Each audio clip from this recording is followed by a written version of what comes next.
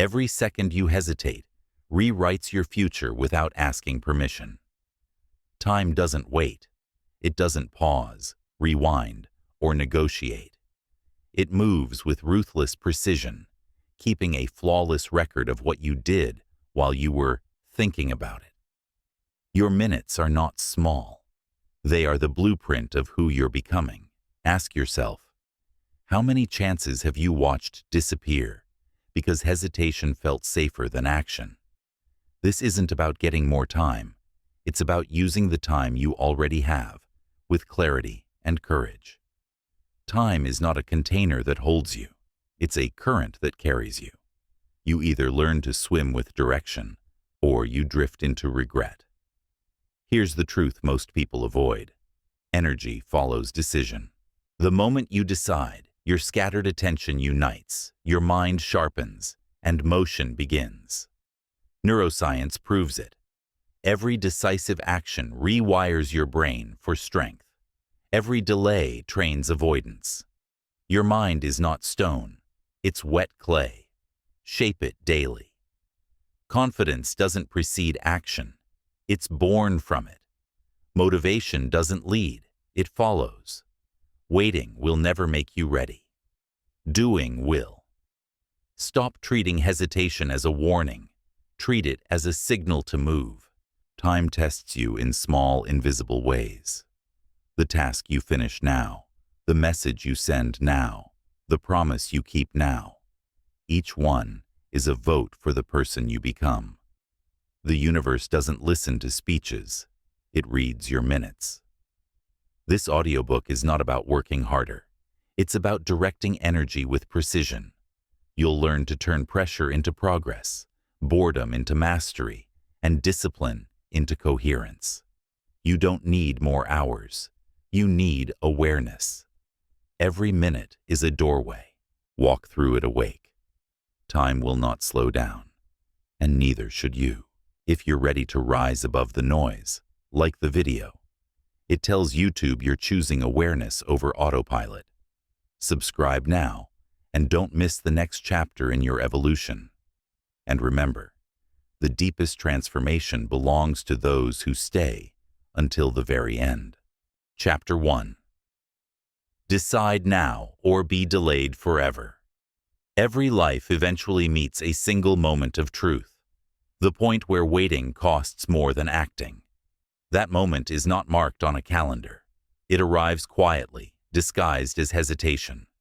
You tell yourself, I'll start when I'm ready, unaware that readiness is built, not found. Every choice you delay carries a price tag, a day of progress lost, a seed of potential left unplanted, a fragment of courage dissolved by doubt. Time is not patient. It does not pause to let you collect more confidence. It keeps walking. Every minute you spend thinking about acting is a minute already spent in the past. The universe moves forward in a single direction, momentum. If you are not walking with it, you are decaying in place.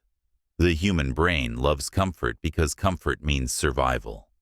But the same wiring that once protected you from danger now traps you inside hesitation. Neuroscience calls it avoidance conditioning. Your mind links action with potential pain, failure, embarrassment, judgment, and so it convinces you to wait. Yet every time you obey that instinct, you reinforce it. You teach your nervous system that inaction equals safety. And what feels safe today becomes the prison of tomorrow. From a spiritual lens, indecision is not neutral. It is energy blocked.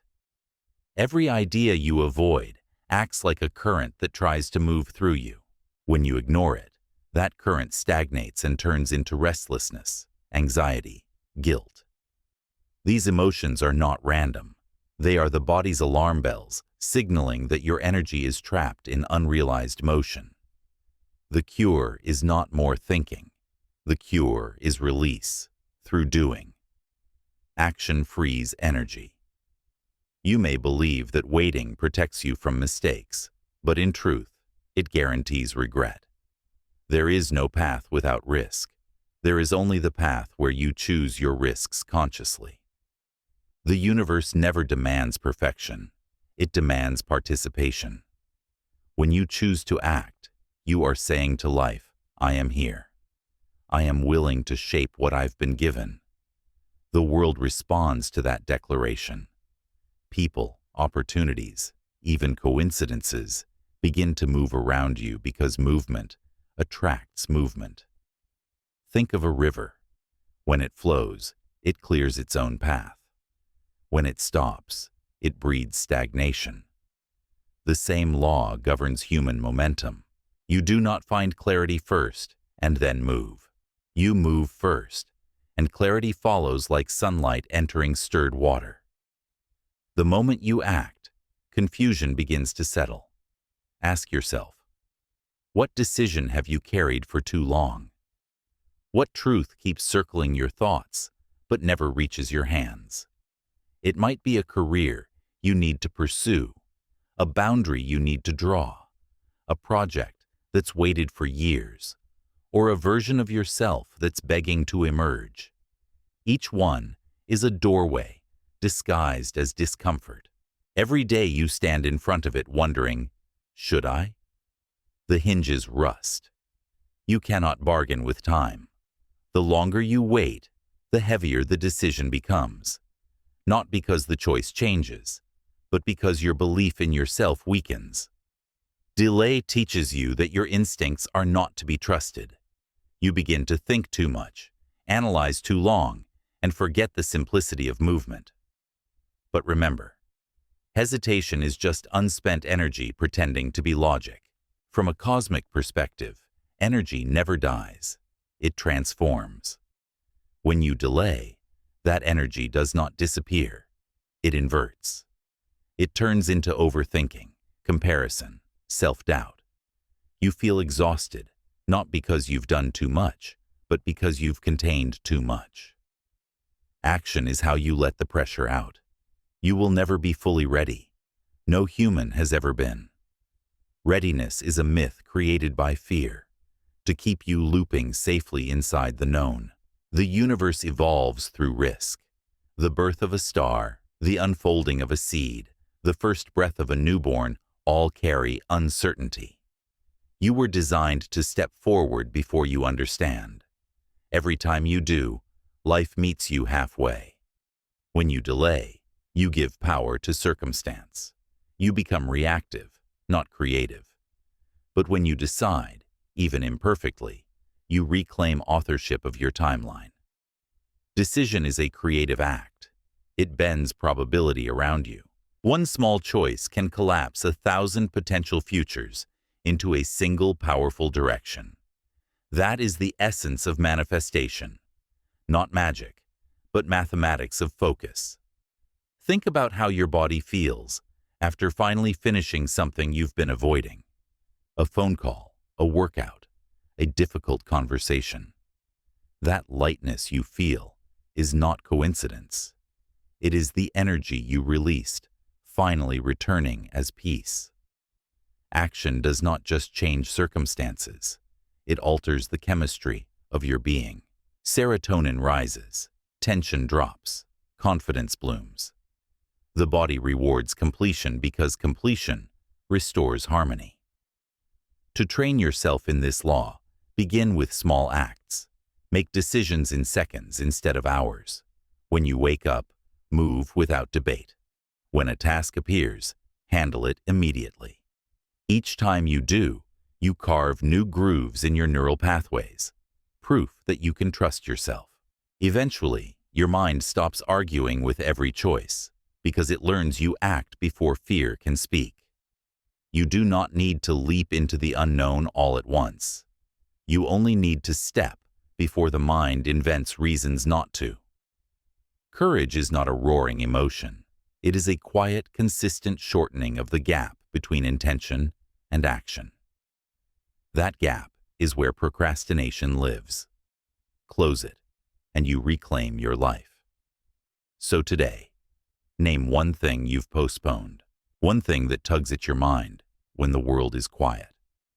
Decide on it. Don't rationalize it. Don't analyze it to death. Decide.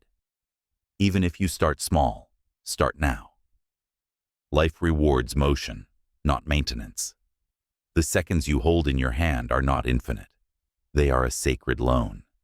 Use them deliberately, because every decision delayed is a life diluted, and every moment you choose to act is proof that you are awake, alive, and moving with time, not behind it. Decide now, or time will decide for you. Chapter 2. Small actions, fast energy. There is a simple truth that most people overlook. Unfinished small things weigh more than unfinished big things. Big goals inspire, but tiny tasks drain. The email you haven't answered, the drawer you haven't organized, the message you keep meaning to send, they may look harmless, but they occupy space in your mind, like static on a signal.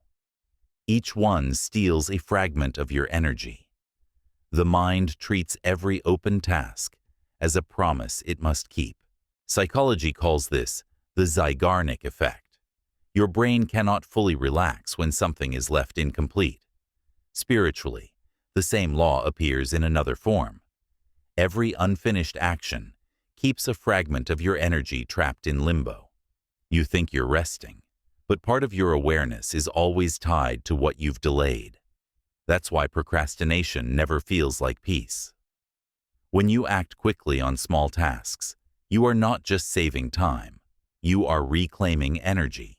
Each completed action closes a loop in your nervous system, releasing clarity and calm. This is the real reason high performers feel lighter. They carry fewer invisible burdens. But there's more to it than mental relief. The universe itself responds to immediacy. Action has frequency.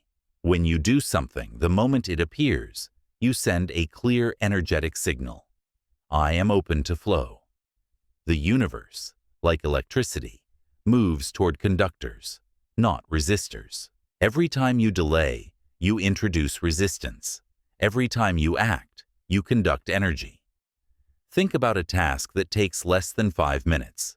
Paying a bill, washing a dish, responding to a message. If you do it immediately, it disappears. If you delay it, it multiplies. It grows roots in your mind. Suddenly, a single small thing feels enormous. You dread it. You avoid it. You feel guilty about it. That mental load costs more energy than the action itself ever would. Small delays become heavy because energy hates stagnation. Now, imagine flipping that habit. Imagine you handle the little things as they arise. Each completion becomes a spark. That spark becomes momentum. And momentum, once created, feeds itself. It is the same principle that governs both physics and success. Objects in motion stay in motion. When you take fast action, you set the rhythm of your own day. You stop waiting for energy. You generate it. Acting quickly does not mean rushing. It means refusing to let simplicity become stress. It's not about doing everything. It's about doing what can be done now. You conserve mental bandwidth for the larger goals that truly need depth. A quick response is an act of self-respect. You are telling yourself, my time and clarity matter too much to carry this longer than necessary. Science supports this truth. When you complete even a minor task, your brain releases dopamine, the neurotransmitter of progress. This chemical reward strengthens your motivation, making the next action easier. It is a feedback loop of energy and satisfaction. You are literally programming your biology for movement. Spiritually, small actions also build integrity. Every time you keep a small promise to yourself, your inner voice grows stronger. You no longer see yourself as someone who delays, but as someone who handles life. That identity shift is powerful.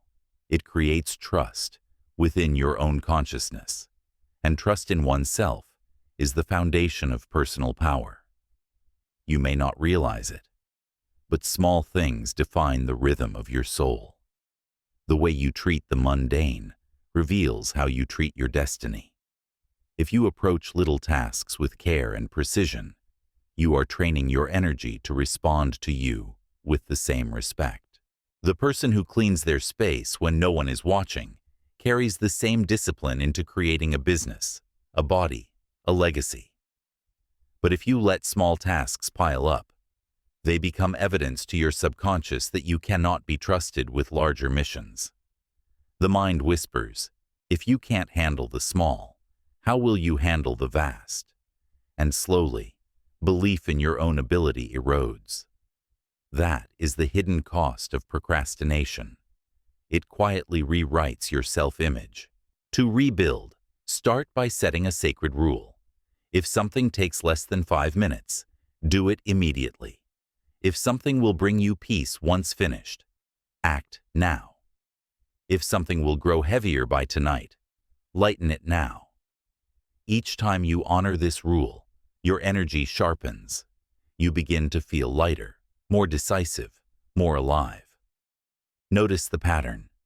Hesitation always expands, action always contracts. Delay stretches time and multiplies effort. Action compresses time and releases power. When you handle the small, you make room for the significant. When you finish quickly, you prevent the day from accumulating mental clutter. This practice has a mystical side as well. Every completion creates a micro-harmony between you and the universe. The moment you close an open loop, the universe mirrors that closure by returning something else to order. You will notice coincidences, a sudden solution, an unexpected opportunity, a person appearing at the right time. This is not magic, it is resonance. The more aligned your internal field, the more precisely reality aligns around you. So, tomorrow morning, or better yet, right now, experiment. Each time a small task appears, ask, will this take less than 5 minutes? If the answer is yes, act instantly. Notice the energy shift after a day of doing this.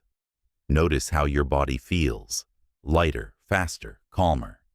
You will see that you have not only cleared your schedule, you have cleared your mind. Every small action completed immediately is a vote for discipline, clarity, and flow. It is proof that you value the life you are building, minute by minute, task by task. Because the truth is simple. Small tasks are not small. They are the threads that weave your destiny. Handle them fast, and you weave tightly. Delay them, and your life unravels thread by thread. Act quickly, move cleanly. Let no simple responsibility become a heavy burden. Your energy is too precious to be buried under the weight of what you could have done 5 minutes ago. Chapter 3. Guard your attention like sacred fire. Your attention is the most valuable resource you possess. Not your time, not your money, not even your talent. Because without attention, nothing else comes to life. Attention is the lens through which your consciousness shapes reality. Wherever it turns, energy flows, creation follows, and life responds. But wherever it scatters, your power dissolves. Every day, invisible forces compete for this sacred fire. Devices, screens, headlines, opinions, endless streams of noise, all pulling at the strings of your awareness. The modern world is not built to nurture focus. It is built to harvest it. Companies, algorithms, and even people who live in distraction all profit when your attention fragments. Each time you drift, you pay twice. Once with your time, and once with your energy. But here is the truth. No one can truly steal your attention. They can only invite you to give it away. You are the gatekeeper. You choose what enters and what stays. Most people forget this. They treat their awareness like a public square when it should be a temple. Your attention is sacred fire. Guard it as if your life depends on it. Because it does. From a scientific view, attention is not infinite. It is a biological resource governed by glucose and neurotransmitters. Each distraction burns a measurable portion of your cognitive fuel. This is why context switching leaves you tired even after doing little. Every time you switch tasks, your brain performs a small reboot, spending energy to reorient. The more you fragment your focus, the less mental strength remains for meaningful work. Now consider this from an energetic perspective. Your mind is an emitter of frequency. When your attention is divided, your energetic field flickers, unstable, inconsistent, unable to hold momentum. But when you guard your focus, your frequency becomes coherent. Coherence is power. It is the state where mind, body, and intention vibrate in unison, creating a resonance that moves reality. This is not mystical poetry. It is physics. Lasers cut steel because their light waves align. Scattered light warms. Focused light transforms. Guarding your attention begins with awareness. Notice how quickly noise enters your life. A notification buzzes, and your mind leaps toward it before you even think. A headline flashes, and emotion stirs before understanding forms. These are reflexes conditioned by repetition. The first step to reclaiming your power is interruption. Pause before reaction. Every pause is a spark of sovereignty. To protect your attention, build boundaries that act like walls around your inner fire. Turn off what you do not need. Silence notifications that serve no growth. Begin your mornings in quiet before opening the gates of digital chaos. Decide specific hours when your phone rests out of reach. Treat your workspace as sacred ground, free of clutter, both physical and mental. When you remove friction from your environment, you make focus natural instead of forced. But protection is only half the work. You must also decide what deserves your attention. Not every demand is worthy. Some things appear urgent, but are empty. Others seem quiet, but are transformative. Before you say yes, ask yourself, will this matter a year from now? If not, let it burn outside your gate. Every yes to noise is a no to purpose. Attention is also emotional energy. What you dwell on, you invite deeper into your life. When you feed anger, fear, gossip, or comparison with your awareness, you amplify them. You do not need to fight every thought or argument you see online. Most of them are not worthy of your flame. Save your fire for creation, not for conflict. You may think guarding your attention is selfish. It isn't. It's service. When your mind is clear, you contribute more truthfully to the world. The person who guards their attention becomes a lighthouse.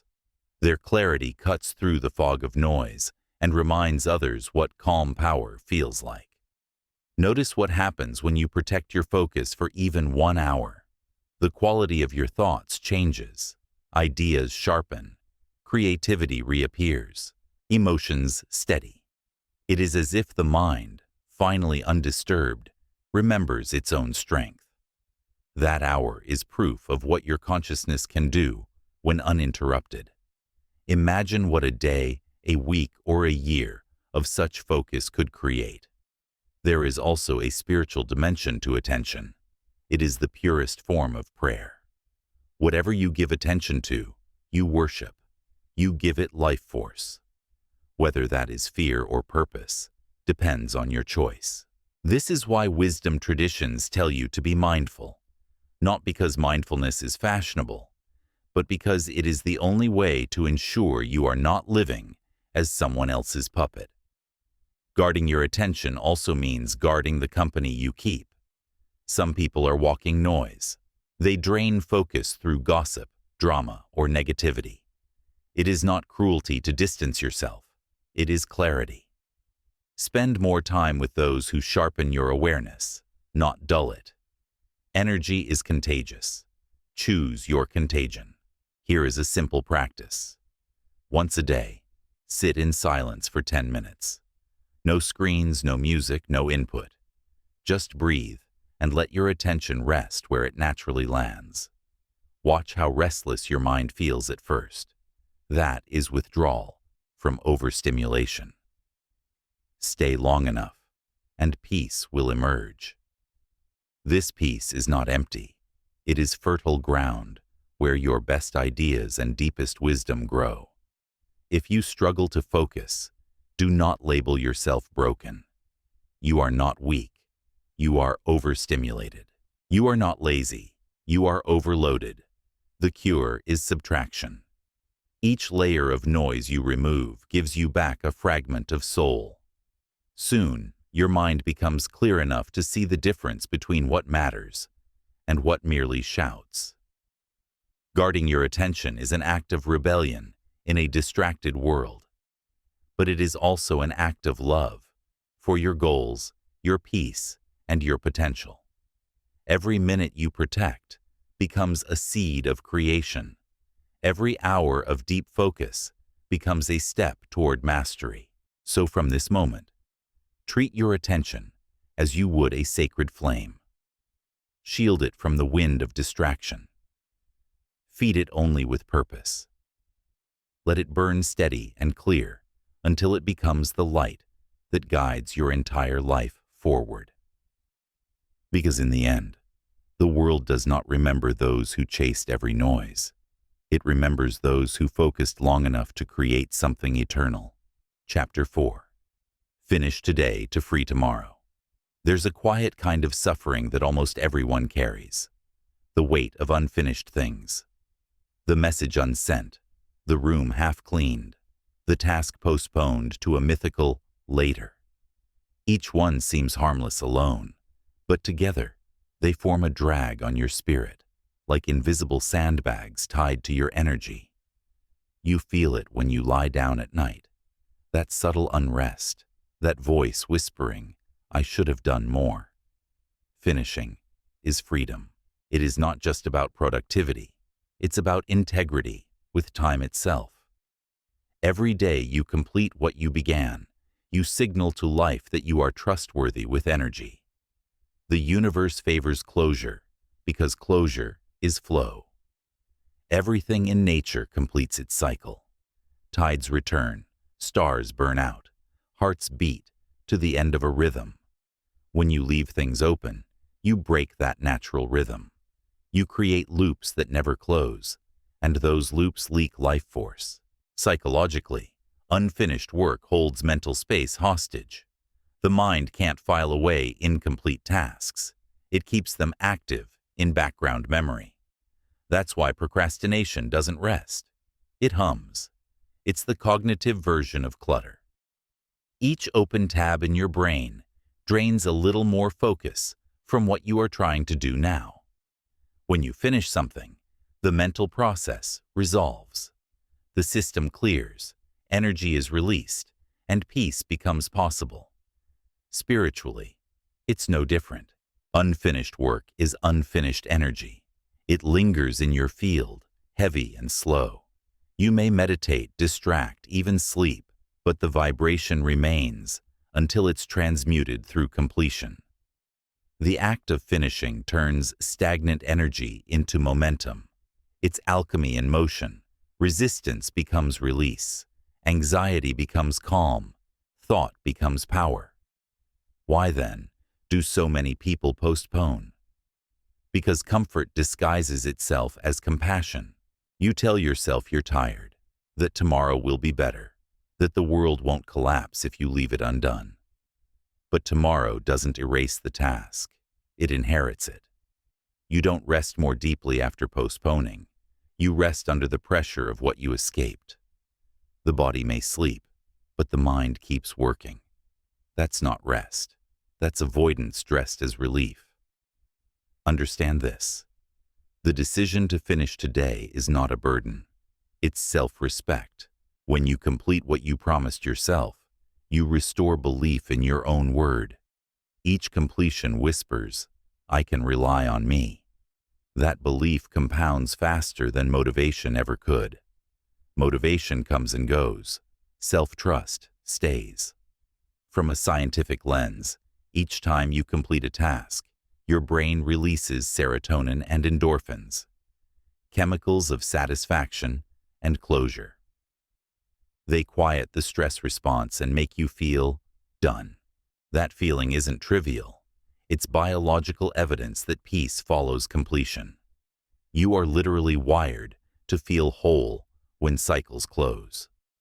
Start seeing unfinished things as energy debts. Each one charges you interest in the form of stress and distraction. The more you carry into tomorrow, the less space tomorrow has for new creation.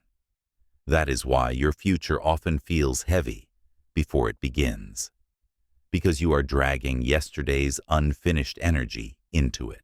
Finishing today means learning to say enough.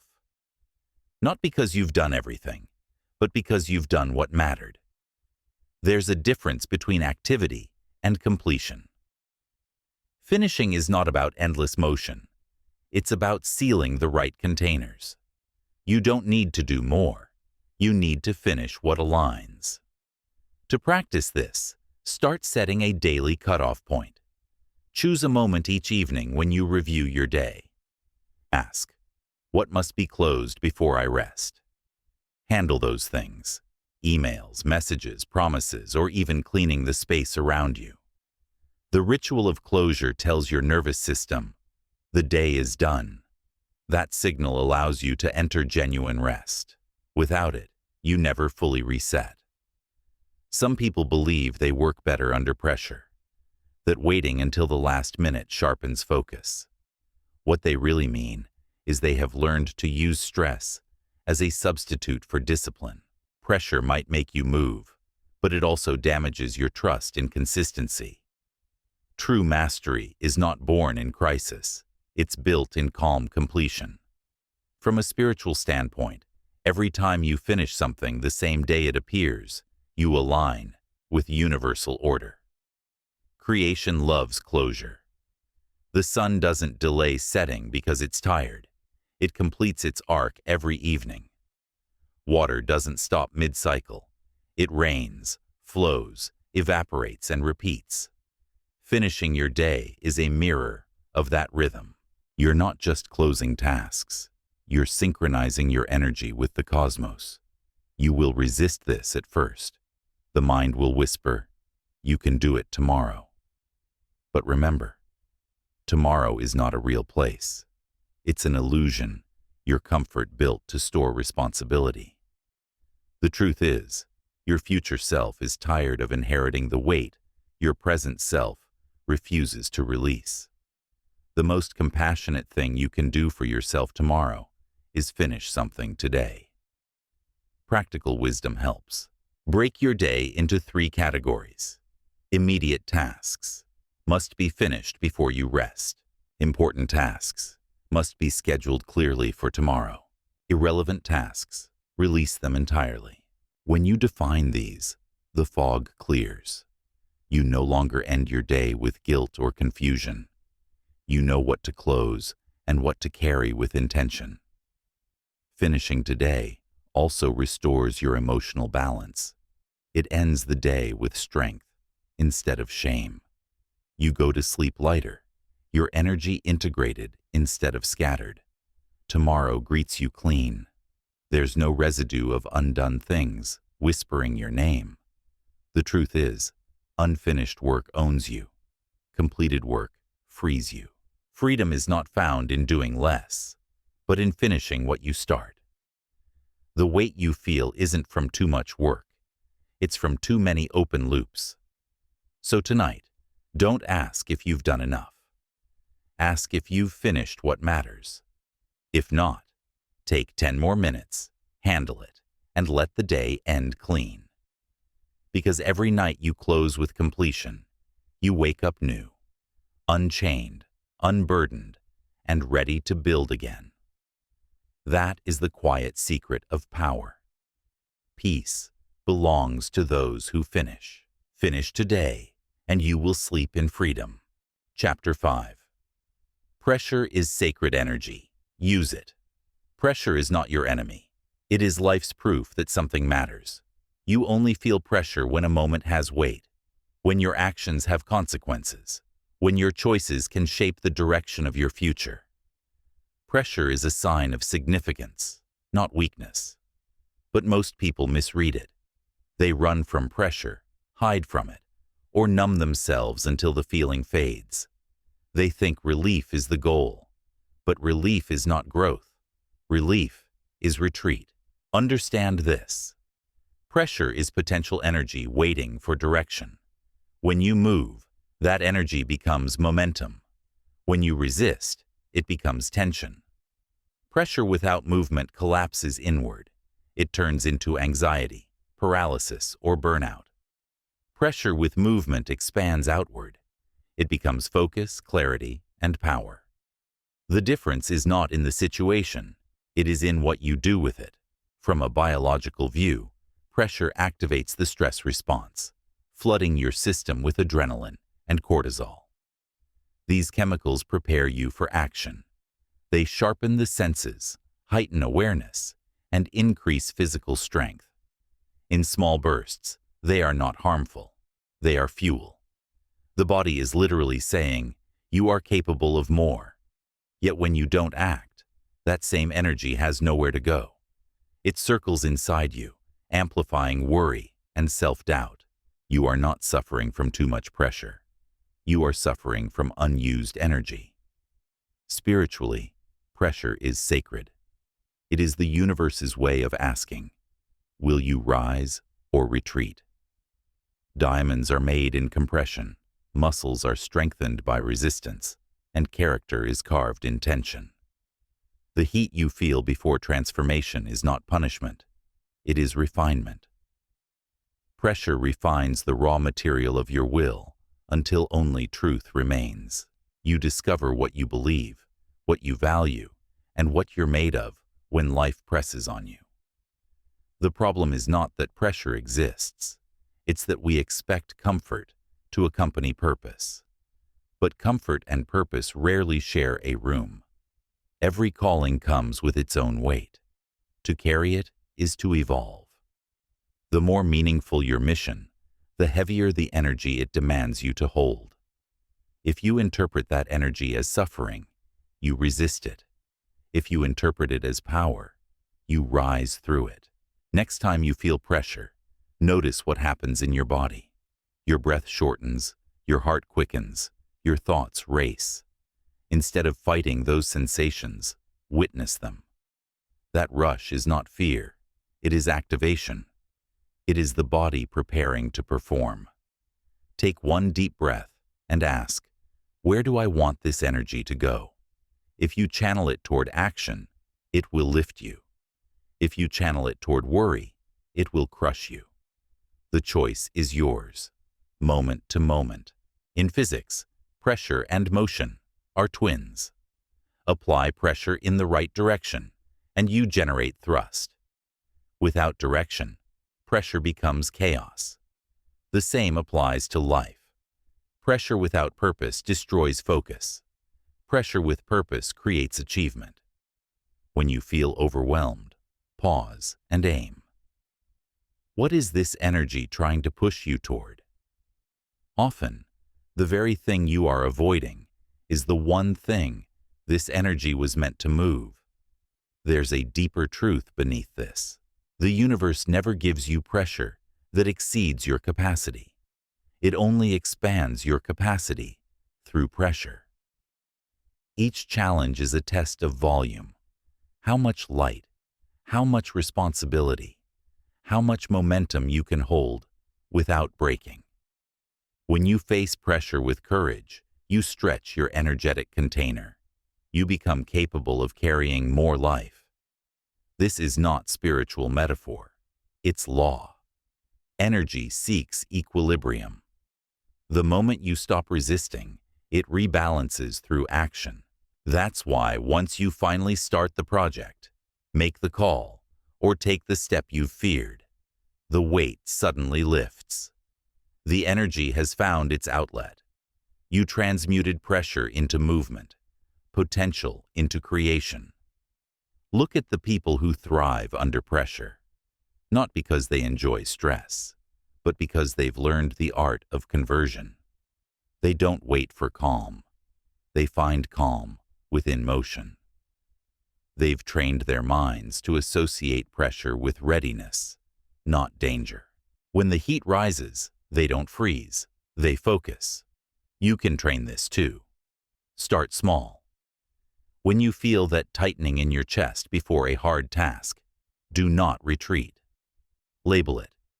This is power. Let the sensation remind you that something important is about to happen. Then take one immediate action. Send the message, open the file, begin the work. Movement transforms pressure instantly. Over time, you'll notice something shift. You stop dreading high-stakes moments. You start craving them.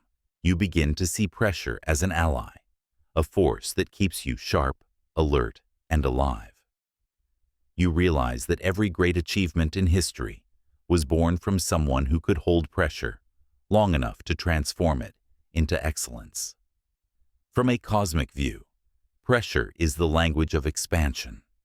Stars are born from collapse, light emerges from density, and new realities form under constraint. When life compresses you, it is not trying to break you, it is trying to ignite you. The same energy that feels heavy can, through courage, become radiant. In your personal life, pressure will visit often. Financial stress, emotional responsibility, creative deadlines, difficult conversations, all are invitations.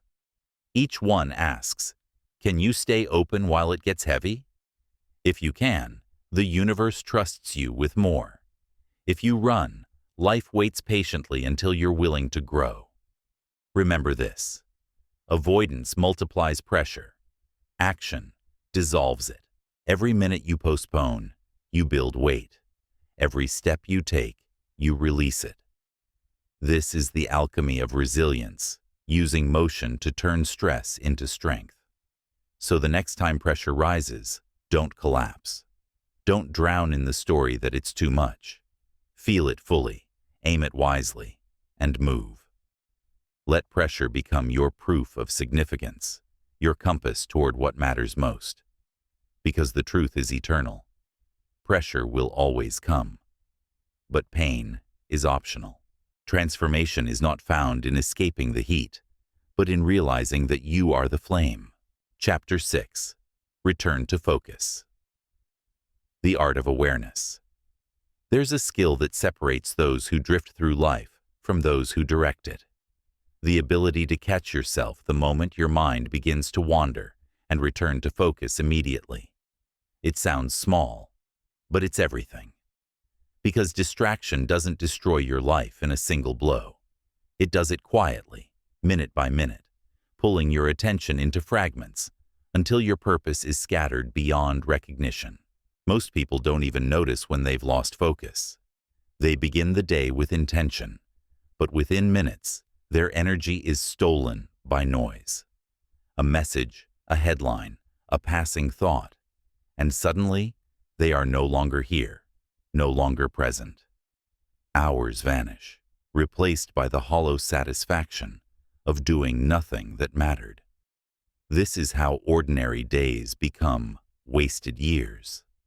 Awareness is the cure, not the kind that floats in meditation quotes, but the kind that hits like lightning, sharp, alive, immediate.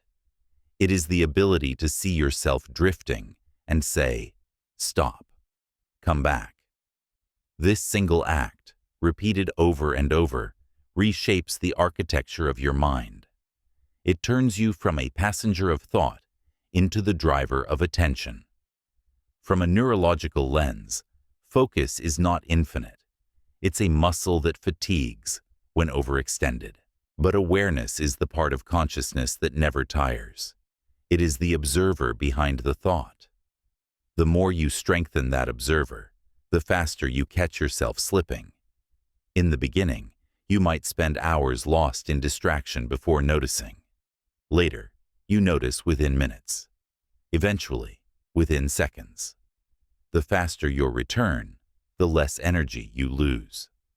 Spiritually, this is the art of remembrance, the constant returning to presence. The ancients called it mindfulness, but beneath the word lies a law. You become what you repeatedly return to. If you return to distraction, you become scattered. If you return to focus, you become sharp, magnetic, unstoppable. Your attention, once reclaimed, becomes a current that carves through noise like water through stone. To master awareness, first understand the landscape of distraction. It's not just technology. It's everything that pulls you away from the now. Regret about the past, anxiety about the future, judgment, comparison, fantasy, fear. Every one of them hijacks your present energy and spends it on moments that don't exist. The cost is not just lost time, it's lost life force. There's a reason distraction feels addictive. Each time you drift into something meaningless, your brain releases a small hit of dopamine, the neurotransmitter of novelty. You feel stimulated, but not satisfied. The satisfaction circuits never close, because there's no completion in scrolling or worrying. It's the same as drinking salt water. It gives the illusion of relief while deepening the thirst. The only real satisfaction comes from depth, not diversion. Here's the paradox. Focus is not about forcing attention. It's about freeing it. The mind doesn't stay still through effort. It stays still through alignment. When your energy and intention are united, focus becomes natural. You don't have to wrestle your attention. You simply have to remember what matters. Every time you return to focus, you are returning to alignment. Practice this daily. When you catch yourself drifting, thinking about someone's opinion, replaying an old failure, or slipping into meaningless consumption, don't scold yourself. Awareness thrives on observation, not judgment. Simply name it. I've drifted. Then redirect. I'm here now. That act alone breaks the trance. You've just reclaimed a moment of your life that would have been lost forever. The more you do this, the more sensitive you become to the feeling of misalignment. Distraction begins to feel physically uncomfortable, like wearing clothes that don't fit. Your body knows when your energy is out of sync. That discomfort is not guilt, it's guidance. It's your consciousness whispering, return. To strengthen this awareness, build checkpoints into your day. Every hour, pause for 10 seconds and ask, where is my attention right now? If it's scattered, take a deep breath and reset. If it's focused, breathe deeper and anchor it. These micro-pauses recalibrate your mind. Over time, you'll realize that mastery is not about never drifting. It's about never drifting for long. Environmental design matters too. The more obstacles you remove from your focus, the less often you'll need to fight yourself. Keep your workspace clean. Close unnecessary tabs. Put your phone out of sight. Each small decision reduces friction, freeing your awareness for what matters most. From a cosmic perspective, focus is not merely mental. It is energetic alignment with the present. The universe operates only in the now. When you are fully here, you move with the rhythm of creation. When you drift, you move against it. That's why focused people often seem lucky, because they are synchronized with the unfolding of reality. Life opens doors to those who are awake enough to see them. Focus also carries a vibrational frequency. The more concentrated your energy, the stronger the signal you send to the world. It's why consistent creators manifest results faster than dreamers. They transmit a steady wave instead of static. Each moment of deep focus amplifies your resonance, turning thought into form. To maintain that frequency, learn the art of energetic hygiene. Don't let your mind be cluttered with other people's noise. opinions, news, emotional debris. Protect your mental field like you'd protect your home. Not everything deserves entry. You cannot build a cathedral if you keep opening the doors to chaos. Awareness is the gatekeeper. It allows you to stand in the middle of life's noise and remain still inside. That stillness is not emptiness, it's power concentrated. The samurai called it zanshin, the calm alertness that remains even after action. It's the awareness that watches, poised but not tense, ready but not restless. That is the state where mastery lives. So begin practicing now. Catch the drift early. Notice the pull. Return gently but firmly. Every time you do, you sharpen the blade of your consciousness.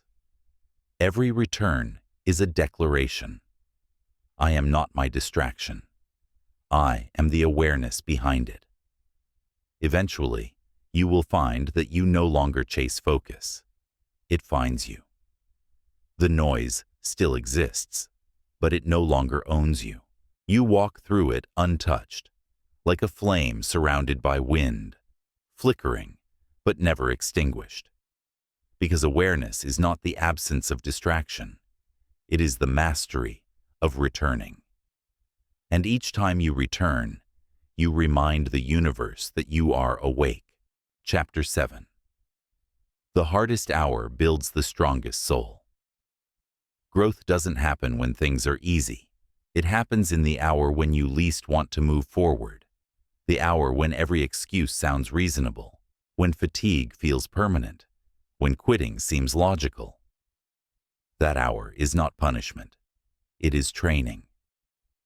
The hardest hour is where transformation hides. Discipline is not forged in comfort.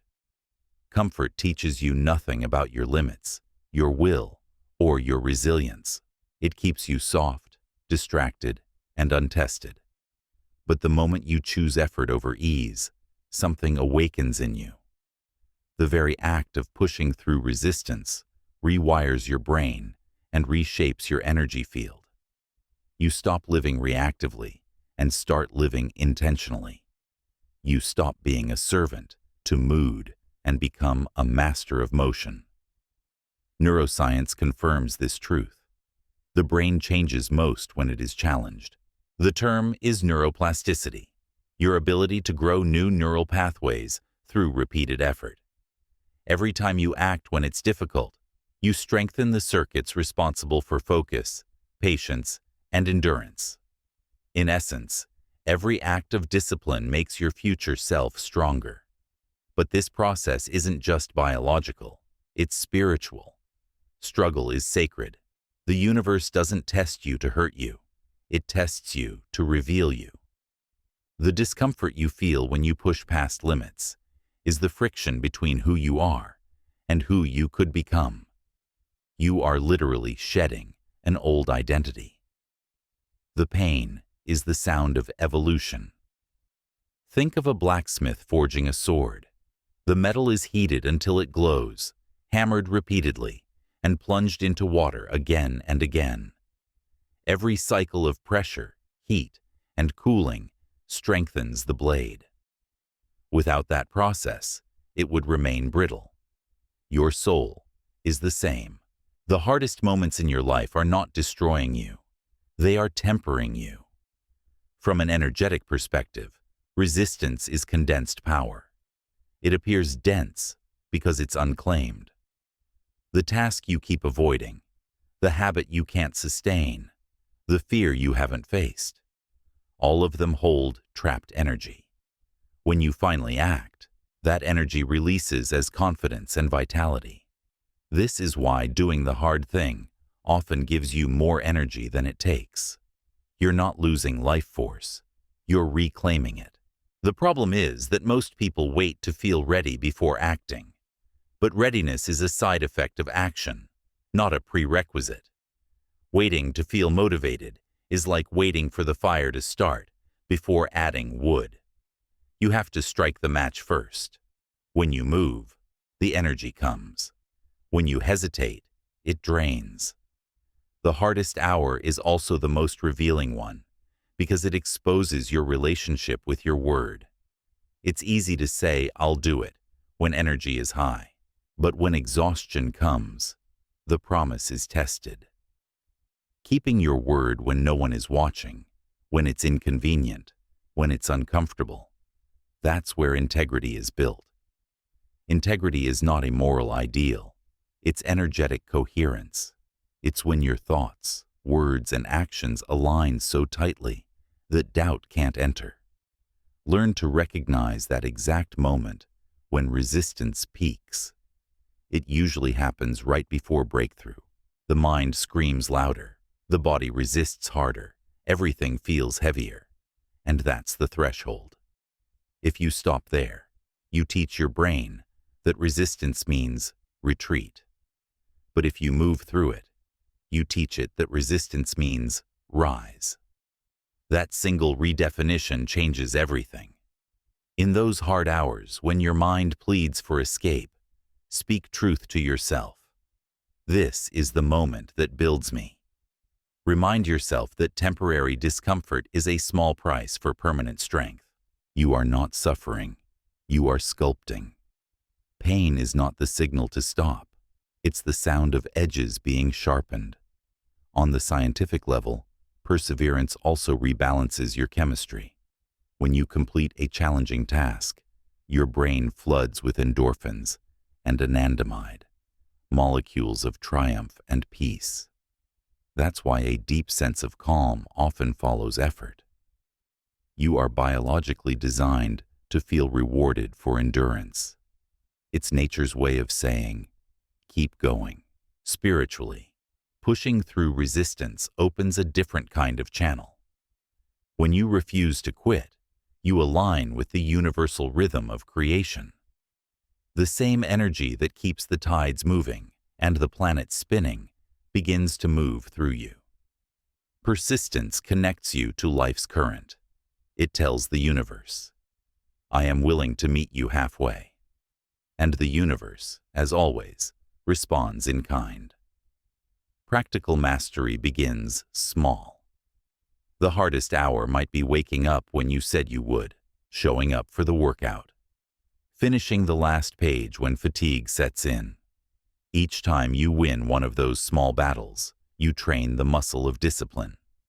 The body learns that struggle isn't a threat, it's an invitation. Over time, that training compounds.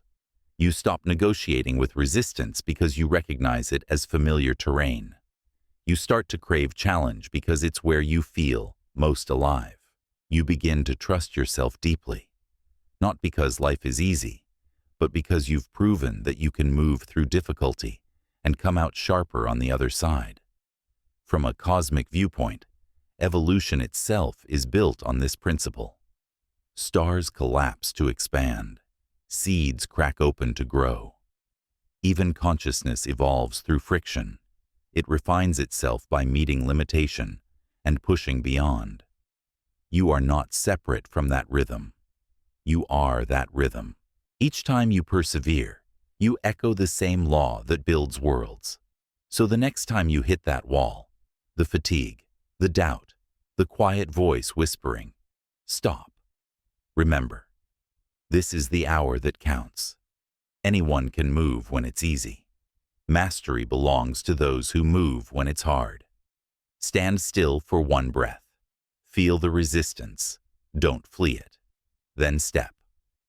The moment you do, the energy shifts. What felt heavy begins to move. What felt impossible starts to yield. The universe opens a little more for those who refuse to close. Because the hardest hour doesn't break you, it reveals you.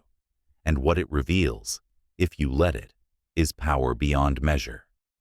Endure the hour. Earn your strength. The other side of resistance is freedom. Chapter 8. Disconnect to reconnect.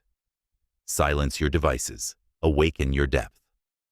The modern world has mastered the art of noise. It is everywhere, in your pocket, on your desk, in your mind. Screens glow like small suns, always demanding, never resting. You check, You scroll, you swipe, you respond. Hours vanish into glowing rectangles. The illusion is connection. The result is depletion. Every time you reach for your phone in boredom, every time you open another app for no reason, every time you let notifications pull you from stillness, you fragment your consciousness. The tragedy isn't that you lose time, it's that you lose depth. The mind that is constantly stimulated never sinks deep enough to create, feel, or understand. Silence is not empty, it's charged. It's the space where your higher thoughts emerge, where intuition speaks, where real creativity lives. But to hear that voice, you have to first quiet the noise. Most people never do. They live in permanent reaction mode, responding to stimuli that are designed, engineered, and optimized to hijack attention. They think they are choosing, but they are being chosen. You cannot build a focused life in an environment of constant interruption. Each vibration, each alert, each ping is a micro-collision with your awareness. It forces your brain to shift context, spend energy, and reassemble focus. Do this hundreds of times a day, and you end up drained, even without doing anything meaningful. The exhaustion you feel isn't from work, it's from fragmentation. From a neurological point of view, every notification triggers dopamine, the brain's seeking chemical. It's not satisfaction you crave, it's the small thrill of possibility. You check again, not because you need to, but because your brain remembers the rush of novelty. Over time, that loop rewires you for distraction. You start seeking stimulation instead of meaning, noise instead of nourishment. Spiritually, this addiction is a fracture in your field. When your attention is scattered, your energy vibrates inconsistently. You feel restless, empty, disconnected. Silence is the medicine. When you withdraw from stimulation, your energy begins to stabilize. The deeper layers of your being, intuition, calm, and clarity, rise naturally to the surface. Disconnecting isn't rejection of the world, it's reclamation of self. You are not meant to be constantly reachable. You are meant to be periodically unreachable, to retreat into the sacred privacy of your own awareness. Great ideas, deep insights, and spiritual renewal are born in solitude, not in the endless scroll of noise. Begin reclaiming silence with structure. Start your day without screens. The first hour after waking sets the vibration for the entire day. If you feed your mind chaos immediately, you anchor yourself in reaction. Instead, begin with breath, journaling, movement, or stillness. Let your consciousness wake on its own frequency, not on the world's. Set sacred windows for focus. When you work, put your phone away, not beside you, but in another room. Tell yourself, this hour belongs to creation. Protect that hour like gold. You will be astonished how much clarity returns when you remove the constant tug of interruption. End your day in silence. The mind needs a boundary between day and night. If you scroll before sleep, you feed the subconscious noise that will echo in dreams. Instead, let the final hour be quiet, a soft landing for the mind. Understand, stillness isn't passive, it's potent. The universe itself operates through cycles of motion and stillness. Waves crash, then retreat. Stars burn, then cool. Seasons bloom, then rest. Your mind needs the same rhythm. Without stillness, your inner world becomes like a river in flood, chaotic, overflowing, eroding its own banks. Silence is the dam that restores direction. There is also a metaphysical truth here. When you are constantly consuming, you block the flow of receiving. Insight and inspiration require space. The universe whispers, not shouts. If your channel is jammed with noise, the higher frequencies of wisdom cannot enter. The very thing you're searching for, clarity, direction, purpose, is trying to reach you through the silence you avoid. Try this small experiment. For one day, move through life as if every notification costs you a drop of life force. Watch how quickly you start choosing differently. Because that's exactly what happens. Each interruption costs energy. You have a finite amount per day. Spend it where it matters. At first, silence will feel uncomfortable. You'll notice the itch to check something, to fill the void. That's withdrawal, not from technology, but from distraction itself. Stay with it. Beneath that restlessness lies peace.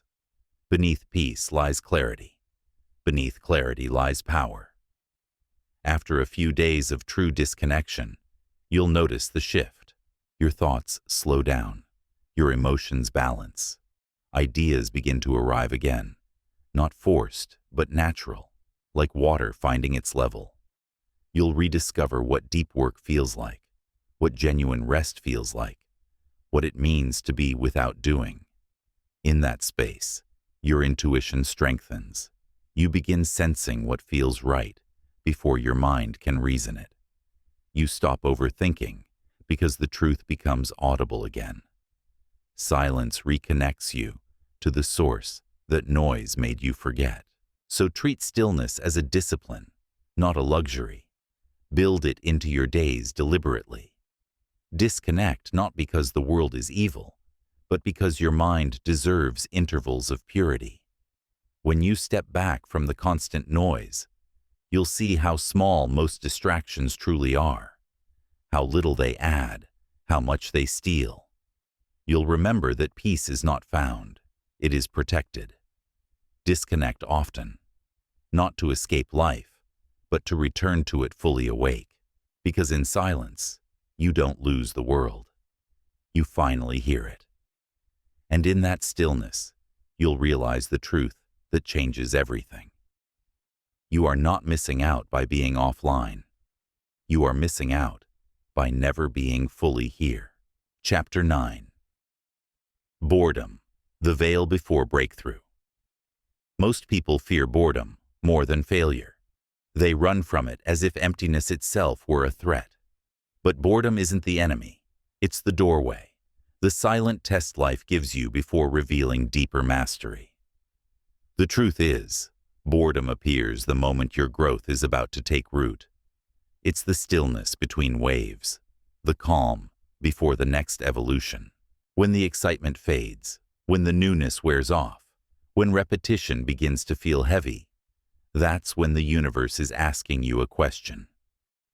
Can you stay long enough for transformation to begin? Your brain craves novelty because novelty gives it dopamine. But true mastery gives something richer, meaning. And meaning doesn't live in the thrill of beginnings. It lives in the discipline of continuation. Boredom is simply the withdrawal of stimulation, a gap where you must learn to create energy from within instead of extracting it from the outside world. Every musician who masters an instrument, every athlete who perfects a motion, every writer who finishes a book, all of them have met boredom face to face. It's the threshold that separates amateurs from masters. Amateurs quit when it feels repetitive. Masters continue until repetition becomes flow. From a scientific point of view, repetition rewires the brain. Neural pathways don't strengthen through novelty. They strengthen through consistency. Each time you practice the same thing with awareness, you deepen the grooves of mastery. But if you stop when it feels dull, you interrupt the process before it crystallizes. Spiritually, boredom is the ego's resistance to stillness. The ego thrives on drama, excitement, and constant motion. It needs contrast to feel alive. But your higher self, the quiet observer behind the noise, thrives in stillness. When boredom arises, it's not that life has lost meaning. It's that your ego has lost stimulation. The soul remains calm, patient, timeless. The art of enduring boredom is really the art of shifting identity, from egoic excitement to soulful steadiness. You stop asking, "How do I feel?" and start asking, "What am I becoming?" That question changes everything. You stop chasing sensation and start building foundation. Think of a seed underground. For weeks, it sits in darkness. Nothing moves, nothing blooms. To the untrained eye, it looks dead. But within that silence, roots are forming. Boredom is that underground stage, the unseen work before the visible result. If you dig up the seed every time you get impatient, it never grows. Many people live their lives uprooting their own growth, switching from one project to another, one habit to the next, chasing constant novelty.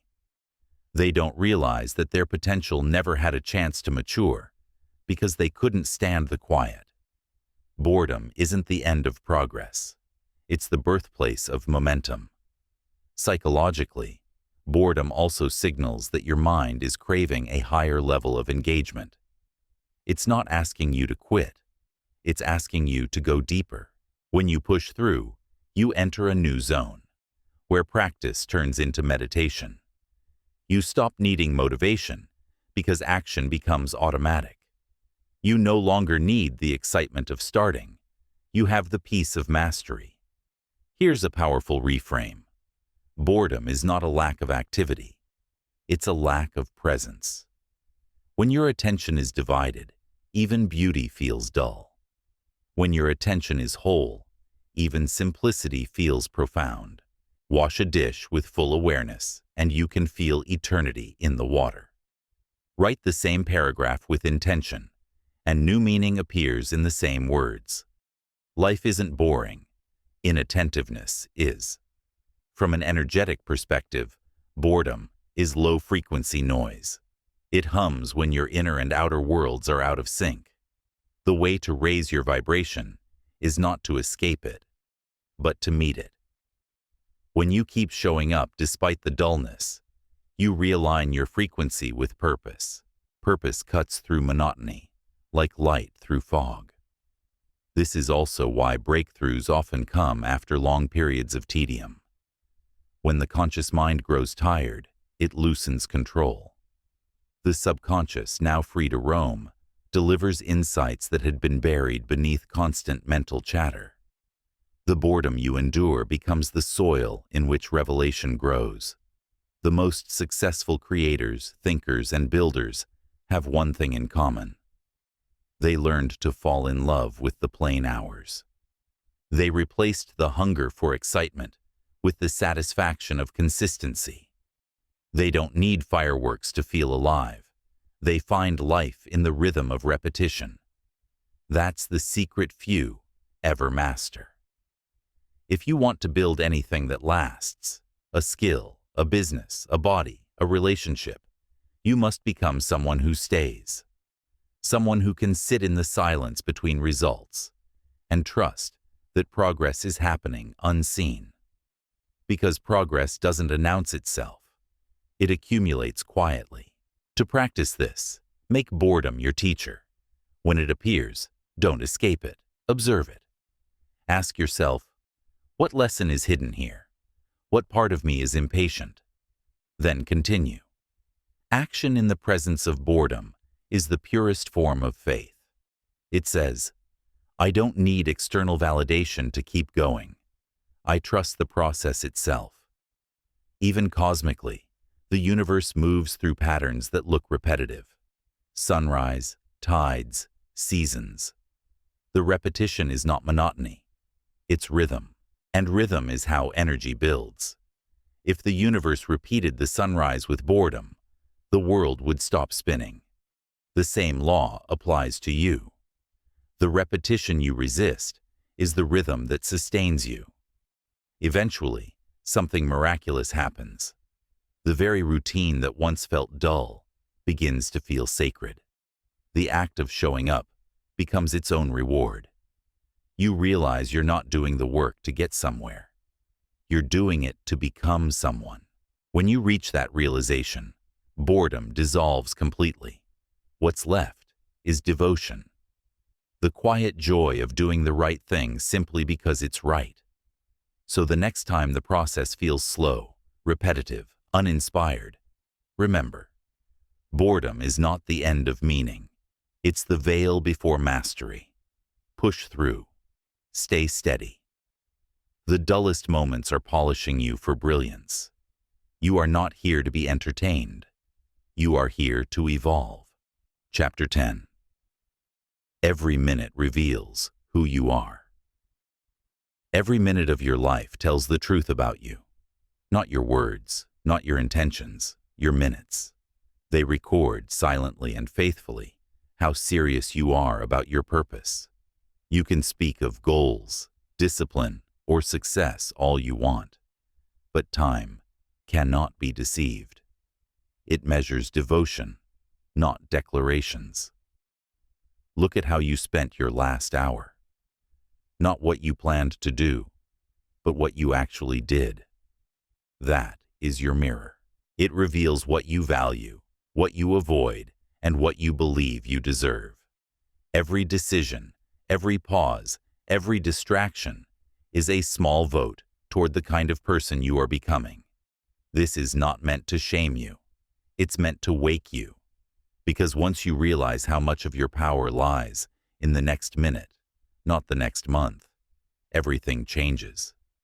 You stop waiting for the right season. You stop making promises to the future. You start building proof, minute by minute, that your life is worth the energy it takes to live it. Each minute is sacred because it carries the potential of transformation. One choice repeated daily becomes identity. One focused hour repeated weekly becomes expertise. One disciplined decision repeated for a year becomes destiny. Greatness doesn't appear suddenly. It accumulates, like drops filling a vessel. The problem is that most people let their vessel leak through distraction, procrastination, and carelessness. Time never lies. It exposes the gap between intention and execution. If you want to change your life, you don't need more motivation. You need to close that gap. Every time you act, you close it. Every time you delay, you widen it. The difference between who you are and who you could be is measured in how you use the next 60 seconds. From a scientific view, your brain adapts to how you spend your time. Repeated actions create neural priority, meaning your mind builds faster pathways to whatever you do most. If you fill your minutes with meaningless noise, your brain becomes excellent at distraction. If you fill them with purpose, your brain becomes excellent at focus. Time is not only shaping your days, it's sculpting your mind. Energetically, each minute carries frequency. The vibration of attention you invest in something amplifies it. When you spend time on shallow pursuits, your vibration scatters. When you spend it on intentional action, your frequency sharpens. The universe responds not to your intentions, but to your energetic consistency. Your time is your offering, and what you offer, you multiply. Think of your minutes as currency, the only one that can never be replenished. Every day, you are given 1,440 of them. Each one leaves your hand the moment it's spent. You cannot store them, trade them, or earn them back. The only question is, what did you buy with them? Comfort, distraction, growth, mastery. This awareness can change your entire relationship with life. It makes you precise. You stop saying yes to everything. You stop surrendering minutes to people or activities that drain you. You begin to guard your time with the same seriousness you would guard your heartbeat, because time is the heartbeat of your life. Most people waste it because they believe there will always be more. That illusion creates laziness, but every minute gone is gone forever. You can recover money, relationships, even health, but not time. Time is the most unforgiving teacher. Its lessons arrive only once. When you ignore them, they don't repeat. They disappear. You might tell yourself you're busy, but busyness is not seriousness. Busyness is motion without direction. Seriousness is focus with purpose. To be serious is not to rush, but to be deliberate, to move each minute closer to what truly matters. The serious person doesn't chase everything. They choose carefully and commit completely. When you begin to live this way, your energy changes. There's no more internal noise, no more self-doubt. You don't need to tell people you're disciplined. It radiates from you. People feel it in the way you move, the way you speak, the way you show up. Your minutes speak louder than your mouth ever could, and life responds. Opportunities start appearing not by luck, but by alignment. Because the universe recognizes sincerity. When you show seriousness through consistent effort, the energy around you rearranges. Paths clear. People appear. Resources emerge. What looked like coincidence is simply life responding to proof. To build this proof, practice accountability on a microscopic level. Don't measure your life in years. Measure it in moments. Ask yourself throughout the day, is this minute serving my highest direction? If not, shift immediately. No guilt, no delay, just correction. That single habit turns wasted hours into growth. You can apply this to anything. If you want health, spend your minutes on movement, rest, and nourishment. If you want abundance, spend them on learning, creating, and contribution. If you want peace, spend them on stillness and gratitude. Life is simple. Where your minutes go, your destiny follows. From a cosmic perspective, time is not linear. It's vibrational. Each minute lived with intention emits a frequency that echoes forward. The future is built from the resonance of your present focus. That's why mindfulness matters, not as a concept, but as a creative act. The more consciously you live this minute, the more harmonious the next one becomes. 1 minute of full presence is worth more than an hour of unconscious movement. Because presence bends time. It expands perception, deepens experience, and multiplies meaning. That's what sages call eternity. Not infinite years, but complete awareness of now. So, when you ask yourself, am I serious about my life? Don't look at your plans. Look at your minutes. The answer is already written there. The next time you find yourself wasting time, remember, time is watching. It records not your excuses, but your choices. You can start over in this exact moment. You don't need a new week, a new month, or a new chance. The next minute is the new chance. So make it count. Make every minute proof of your focus, your devotion, your truth. Because in the end, you won't remember the minutes you wasted. You'll remember the ones where you were fully alive.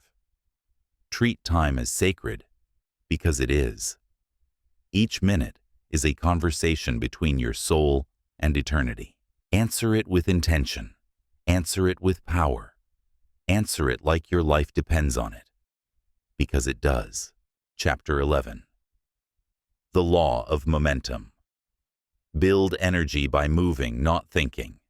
Nothing changes until something moves. Action is the spark that turns potential into power, the invisible line that separates intention from transformation. You don't need to be brilliant to build a great life. You need to be in motion. The truth is simple. Motion creates clarity, while overthinking creates confusion. Most people try to think their way into confidence, waiting to feel ready. But the human system doesn't work that way. You cannot think your way into courage. You act your way into it.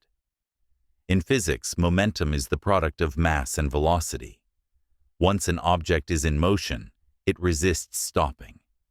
The same is true for you. The hardest part is the first movement. After that, life begins to assist you. Momentum has its own intelligence.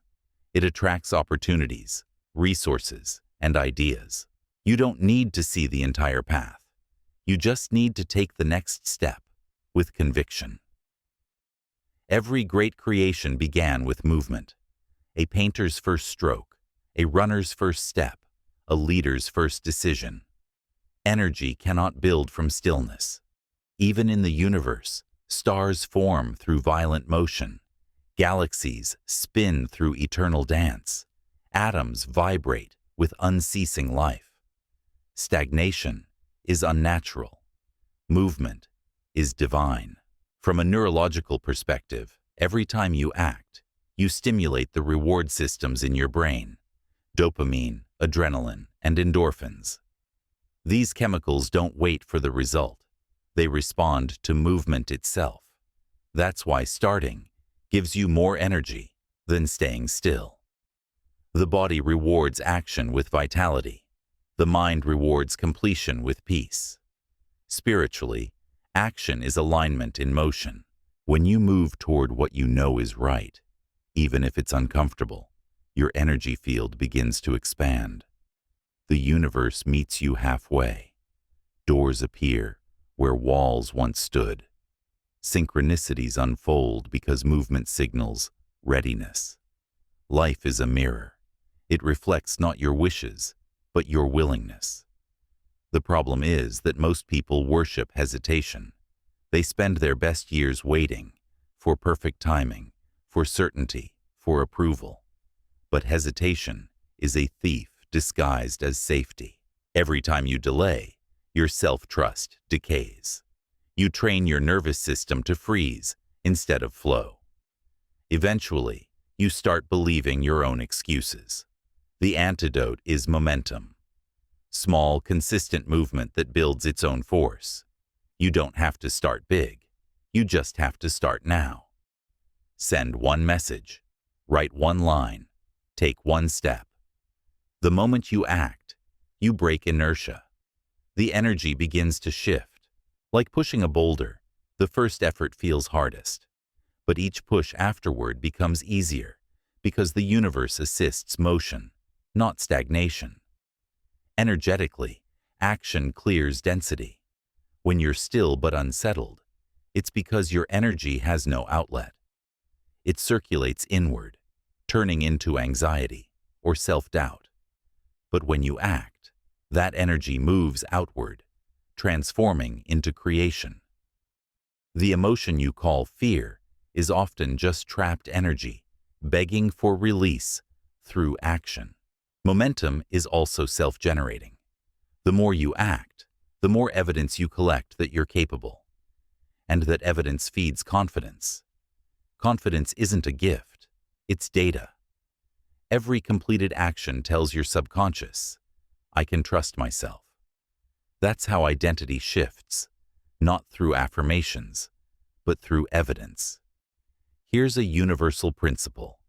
The energy you bring to the first minute decides the quality of the next 60. If you start with hesitation, the entire hour echoes with delay.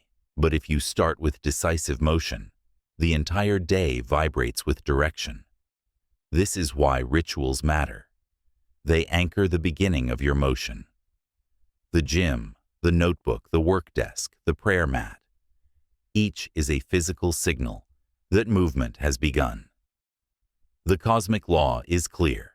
The universe expands through action. Galaxies grow, rivers carve valleys, seeds split open, not because they have a plan, but because movement is their nature. You are no different. Life rewards participation, not perfection.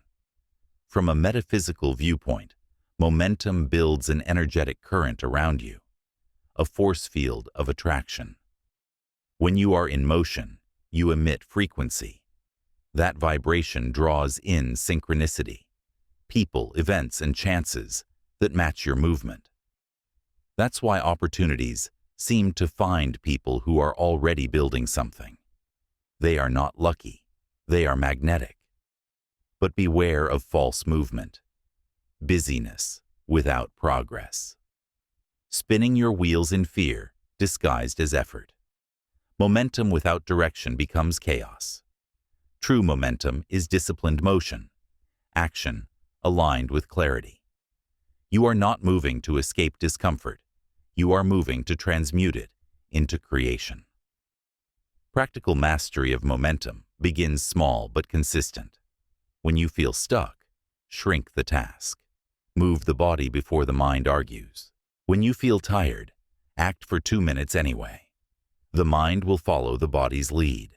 When you feel afraid, act within 5 seconds of the impulse, before fear multiplies. Action cuts through overthinking the way light cuts through darkness. There's no argument that survives execution. From a spiritual lens, hesitation vibrates at a lower frequency because it stems from self-doubt. Action vibrates higher because it embodies faith. When you act, you are saying to the universe, I trust that clarity will follow. And it always does. Clarity is born of engagement, not avoidance.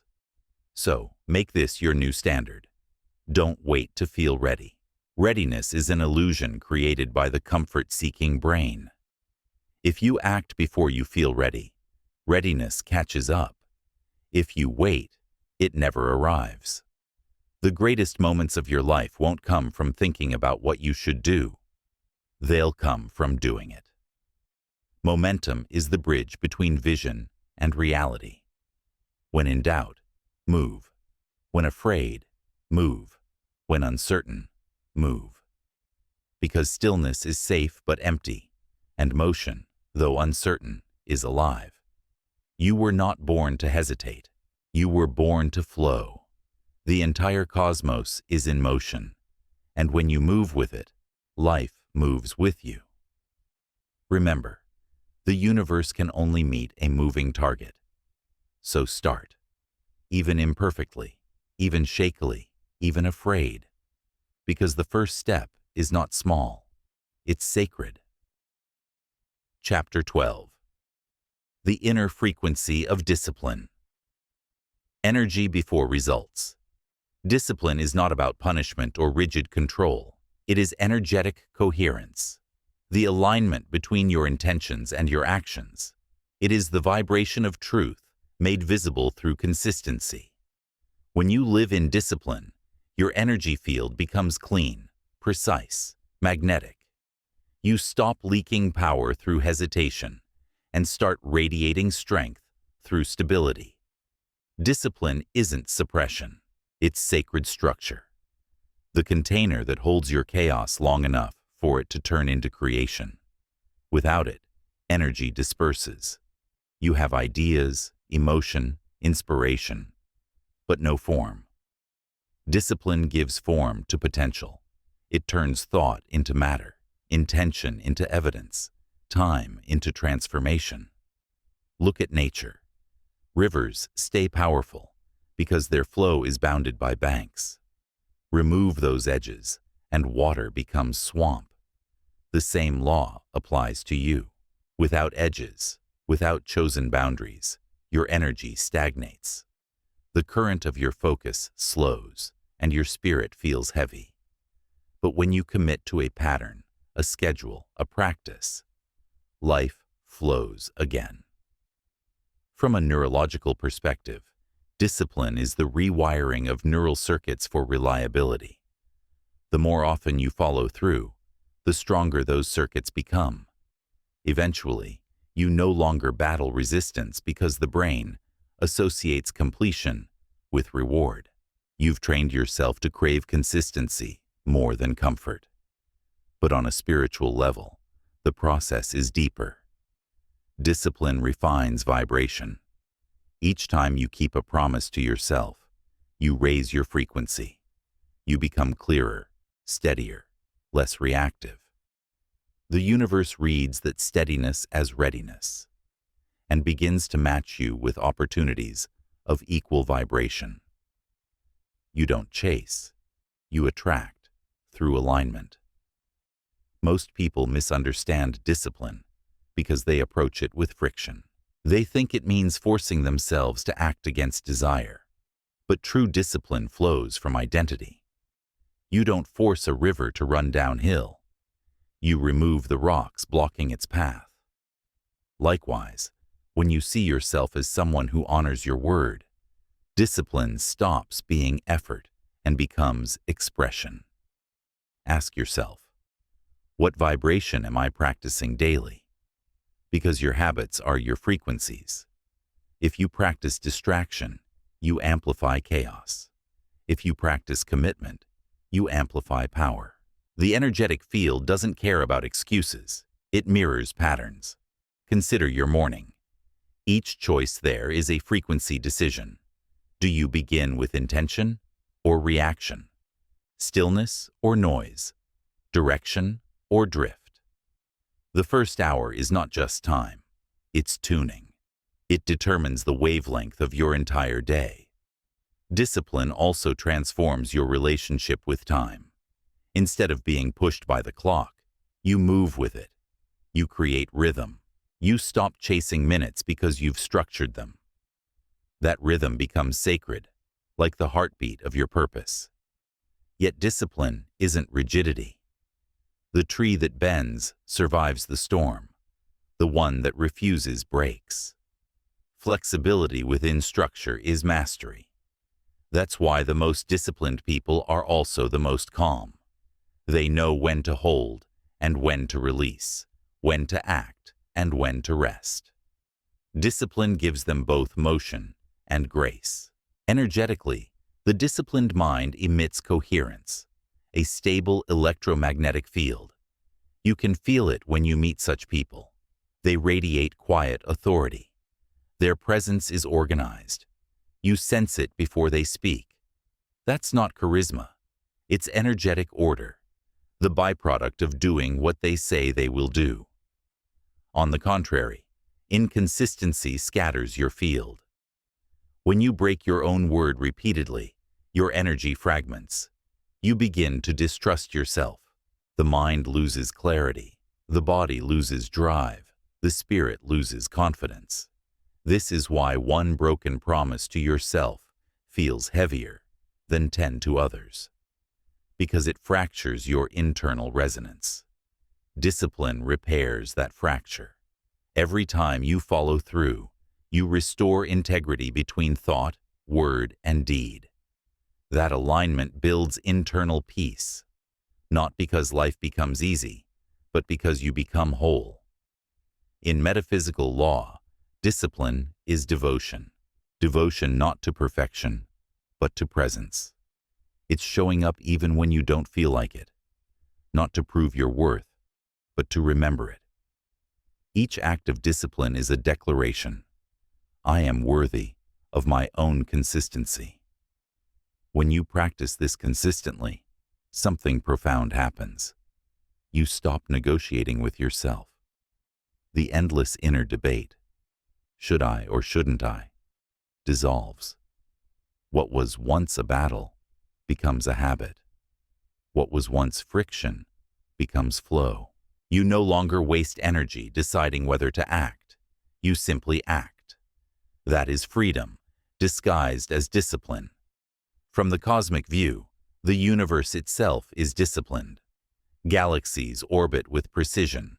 Stars rise and set in rhythm. Seasons arrive in harmony. You were born of that same intelligence. When you live with discipline, you return to the universal rhythm. You align with cosmic order. You become part of the great precision of existence. But discipline also requires forgiveness. There will be days you fail to follow through, days when fatigue wins or emotion clouds clarity. Don't let those moments turn into guilt. Guilt is stagnation. Reflection is correction.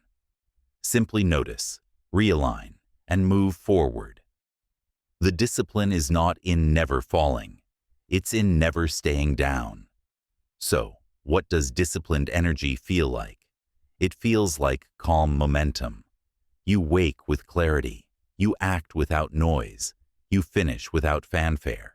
You trust yourself deeply. You feel guided, yet grounded. You no longer chase high motivation because stability itself becomes satisfying.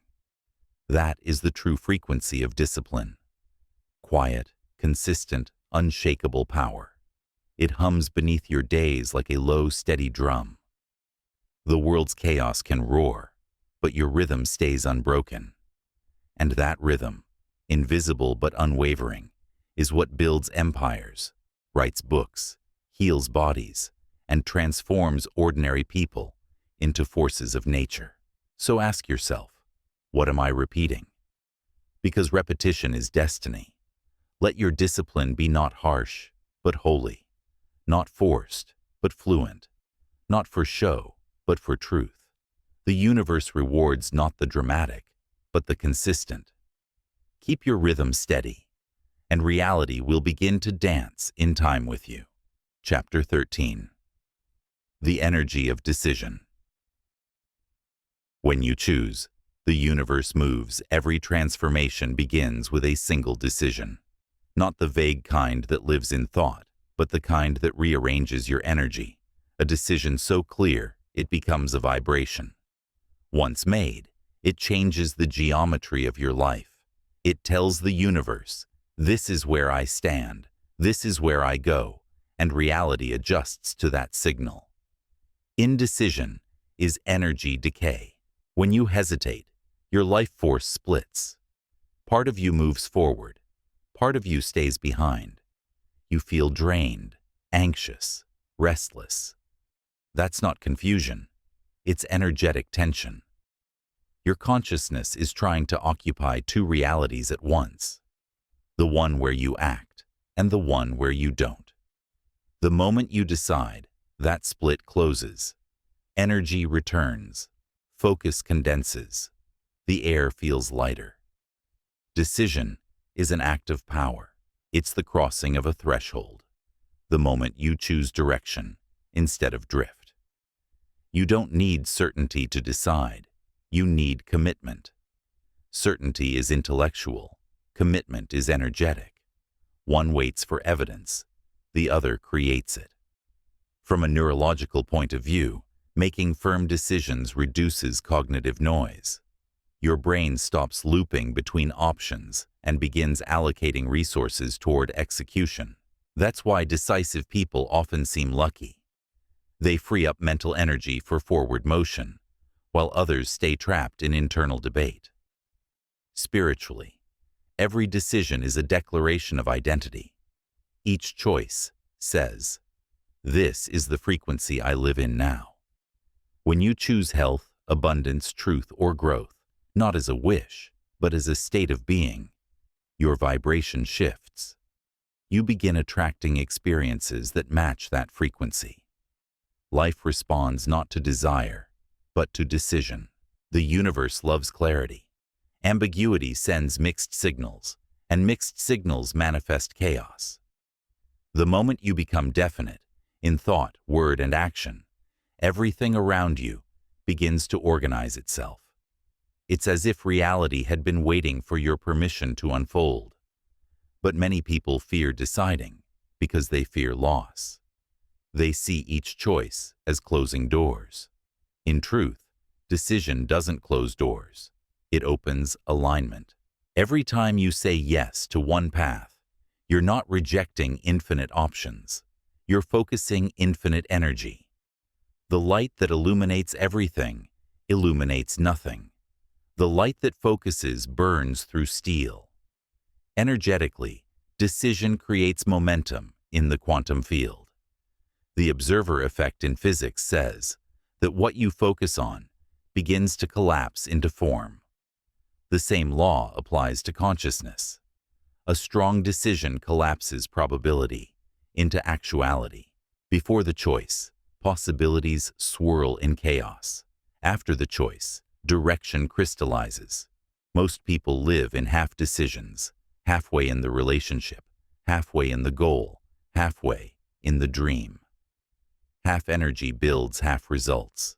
The universe cannot support indecision because indecision creates interference. If you are unclear, Your life mirrors that. If you are unwavering, the path clears. Decision is also liberation from fear. Fear grows in uncertainty. It loses oxygen in movement. When you finally act, fear turns into fuel. Think about moments you were terrified to leap, the job change, the confrontation, the risk. Once you decided, the fear shrank. It's because fear cannot survive action. It feeds on stagnation. Sometimes you'll make wrong decisions. That's fine. The universe doesn't punish wrong turns. It adjusts. Movement gives feedback. Stillness gives nothing. If you're moving, you can correct course. If you're frozen, you can't. A poor decision followed by awareness builds wisdom. No decision builds regret. From a cosmic perspective, decision is creation. It is how consciousness expands through you. Each choice you make is an expression of free will. The divine spark testing its own potential in the physical world. To refuse to decide is to block that expansion. You delay not only your growth, but the evolution of the energy that moves through you. The act of deciding reclaims sovereignty. It says, I am the cause, not the effect. You stop waiting for signs, for approval, for perfect timing. You realize that life doesn't give permission. It mirrors initiative. The moment you decide, synchronicity begins. You meet people who match your new path. You notice opportunities that had been invisible before. You didn't manifest them. You tuned into them. Practically, begin with small decisions made quickly. Each one strengthens your internal authority. What to eat, when to start, whether to finish. Decide within seconds. The point is not the decision itself, but the speed of alignment. You are training your nervous system to respond to command instead of confusion. Over time, the habit of deciding compounds. You start trusting yourself. You stop asking for reassurance because your own clarity becomes your compass. The more decisions you make, the more confident you feel. Confidence is not mystery, it's memory. It's the memory of having chosen and survived.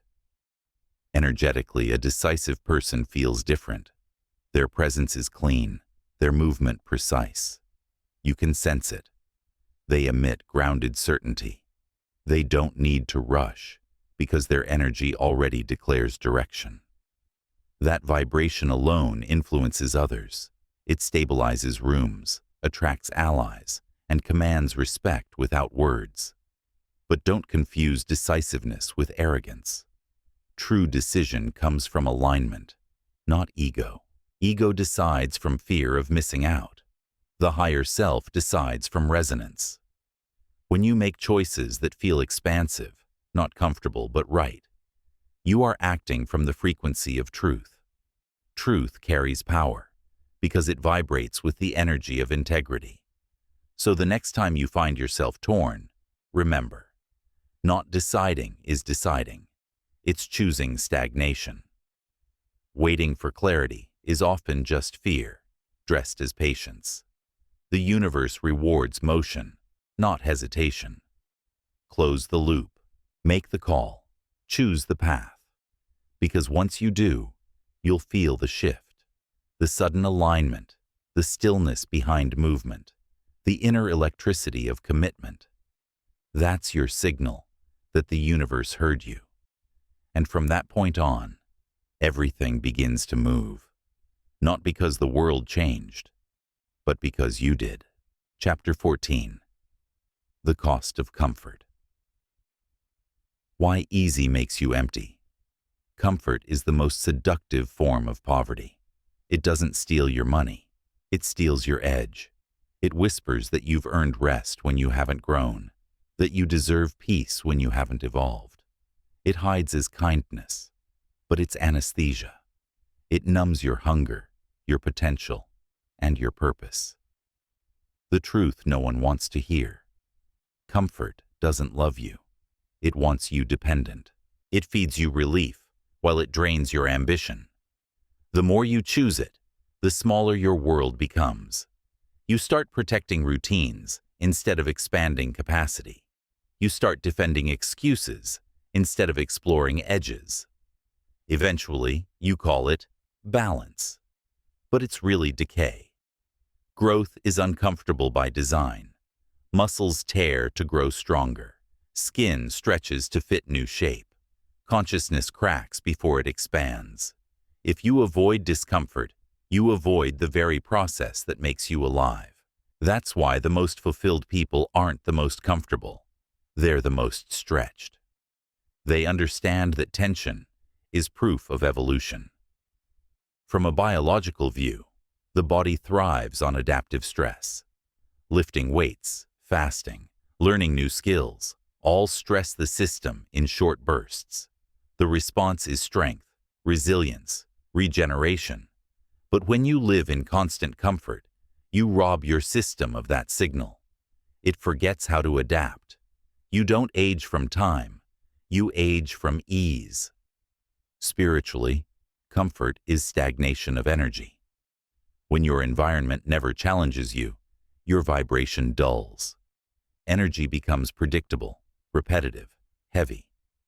The spirit stops exploring because there's nothing unknown to respond to. Discomfort, on the other hand, awakens your energy field. It shakes you out of autopilot and forces awareness. Every challenge you meet consciously raises your frequency. Comfort also kills clarity. When life is too easy, your senses dull. You stop noticing your own laziness, your own drift. You confuse safety with satisfaction. But safety is neutral. It has no pulse. Satisfaction is born from expansion, from meeting challenge and growing through it. Look at nature. Fire needs friction. Lightning needs resistance. Rivers carve canyons through collision. Everything powerful in existence becomes itself by meeting opposition. The same is true for you. The obstacles you avoid are the weights that would have made your spirit unbreakable. Psychologically, comfort becomes dangerous because it teaches helplessness. When you always choose the easiest path, your tolerance for challenge collapses. The smallest problem feels catastrophic. The moment something doesn't go your way, anxiety floods in. You mistake struggle for failure instead of initiation. But here's the paradox. Comfort itself isn't wrong. Attachment to it is. Rest is necessary. Indulgence is corrosion. The key is rhythm. Cycles of challenge and recovery. Work, rest, expand, integrate, pressure, release. Growth is a wave, not a constant push. The problem is when you stay in the release and never return to the rise. Energetically, comfort creates density. You can feel it. That sluggish, dull sensation when you've been too passive for too long. It's the weight of unused energy. The cure isn't rest, it's movement. The second you act, energy begins to flow again. That's why a simple walk can shift your mood more than hours of scrolling ever could. Motion is medicine. Comfort also kills intuition. When you live surrounded by small pleasures, constant entertainment, instant gratification, synthetic rewards, you drown out the subtle voice of your higher self. That voice speaks through quiet tension. Do more. Be more. Stretch further. But the noise of comfort makes it easy to ignore. Eventually, you mistake numbness for peace. Ask yourself, what has my comfort cost me? The body I wanted but didn't build. The dream I delayed because it was hard. The courage I buried under convenience. Comfort charges interest. The longer you borrow it, the more potential you owe. From a cosmic lens, the universe never rewards stillness that resists growth. Energy expands through evolution, not avoidance. When you stay in comfort too long, life begins to pressure you. Relationships crack. Work feels meaningless. Time speeds up. These are not punishments. They're prompts. Life creates discomfort not to harm you, but to wake you from sedation. The people you admire, creators, builders, visionaries, aren't fearless. They've simply trained to live on the edge between comfort and chaos. They know that's where life vibrates most vividly. They treat discomfort like oxygen, sharp, alive, necessary. You can cultivate the same state. Start by doing one thing daily that makes you slightly uneasy. Not dangerous, just unfamiliar. Cold shower, unplanned call, early wake-up, public expression. Each act sends a signal to your nervous system. I can handle uncertainty. The body learns calm under stress. The mind learns focus under friction. This practice rewires your entire frequency. You stop flinching at tension. You begin craving it. Not the pain itself, but the clarity behind it. You realize that every comfort you sacrifice gives you back awareness, and every challenge you face gives you back freedom. In physics, systems decay when no energy enters them. Life obeys the same law. Discomfort is the energy that keeps you evolving. Comfort is entropy, disguised as peace. The purpose of life is not endless struggle. It's meaningful challenge. You don't need chaos. You need engagement. The mind and spirit expand only when stretched, just beyond their current capacity. That's why fulfillment often hides inside what scares you most. So the next time you feel resistance, that inner pull toward the easier choice, pause. Ask yourself, will this make me grow or make me smaller? Then choose growth, even if it stings, especially if it stings, because that sting is your soul awakening. That tightness is potential unfolding. You weren't born for easy. You were born for expansion. And every time you choose growth over comfort, you return to your natural state, alive, electric, unstoppable. Chapter 15. The stillness after effort, where power regenerates. You are not meant to push endlessly. Even the sun sets, even the tide withdraws. The rhythm of the universe is effort and stillness, motion and recovery. You can't remain in acceleration forever. Energy, once expressed, must return to source. Without that return, strength turns into strain, and clarity turns into noise. Stillness is not the opposite of action. It is the completion of it. Every act of creation, every burst of focus, every surge of discipline draws from your energetic reservoir. Stillness is how you refill it. Rest is not idleness. It is recharging at the level of the soul. The problem is that modern life confuses stillness with laziness. People fill every pause with stimulation, music, messages, screens. They rest their bodies but not their minds. True recovery doesn't happen in distraction. It happens in quiet. Silence is the space where energy returns home. From a biological lens, the body regenerates in stillness. Your nervous system shifts from fight or flight to rest and repair. Cortisol drops. The immune system resets. Hormones balance. When you sit in calm awareness, the body hears a signal. It is safe to heal. Without that signal, stress never fully leaves. It lingers as low-grade tension that erodes vitality. Spiritually, stillness is the reunion with your higher self. During effort, your awareness moves outward, building, striving, creating. In stillness, it moves inward, integrating, listening, aligning. It's in that silence that the deeper guidance comes. Inspiration doesn't shout, it whispers. If your life is too loud, you miss the message meant for you. Stillness also refines your energy. Imagine your consciousness like a lake. During constant activity, the surface ripples, distorted, scattered. But when you stop and breathe, the surface smooths, clarity returns. You can see to the bottom again. Your real intentions, your next direction, your truth. Most people try to fix their lives through more effort, more doing. They double their speed when clarity fades. But that's like shouting into an echo. You don't need more movement. You need deeper presence. Stillness reveals what motion hides. Learn to pause deliberately. Create sacred stillness each day. Not when you're exhausted, but as a ritual. 10 minutes with no input, no music, no scrolling, no conversation, just presence. Breathe slowly. Feel your own awareness watching itself. That quiet watcher, that's your true identity. The part of you that never rushes, never fears, never fades. In that space, ideas incubate. The best solutions often arrive after you stop trying to force them. The subconscious mind continues to work beneath awareness, but it needs quiet to surface its wisdom.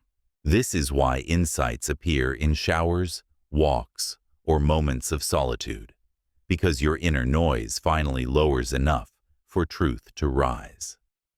From an energetic perspective, stillness strengthens your field. Each breath drawn consciously realigns your frequency. It stabilizes your electromagnetic rhythm, making your presence feel calm, yet charged. This is the energy of mastery, quiet intensity. The kind of strength that doesn't announce itself but cannot be ignored. Think of ancient warriors, monks, or sages. They all practiced stillness as fiercely as they practiced skill, because they knew that motion without grounding is chaos, and stillness without motion is stagnation. Power is balance between the two. Stillness also reveals what you've been avoiding. When the noise stops, emotions surface, unprocessed grief, hidden fear, forgotten dreams. Many avoid silence because they're afraid of what will speak in it, but that's the conversation that frees you. What rises in stillness is not your enemy, it's your teacher. Let it speak. Listen without resistance. Awareness itself is healing. To cultivate stillness, design transitions into your day. After work, 5 minutes of breathing before you touch your phone. Let the energy of doing dissolve. Before sleep, sit in darkness, eyes closed, until the body softens. Let the mind empty naturally. Before creating, pause long enough to feel your own intention settle, then move. These small rituals create energetic hygiene, clearing static before it builds into burnout. You become less reactive, more precise. You respond to life instead of flinching from it. From the cosmic view, stillness is how the universe breathes. Expansion and contraction, inhale and exhale, sound and silence. You are a cell within that rhythm.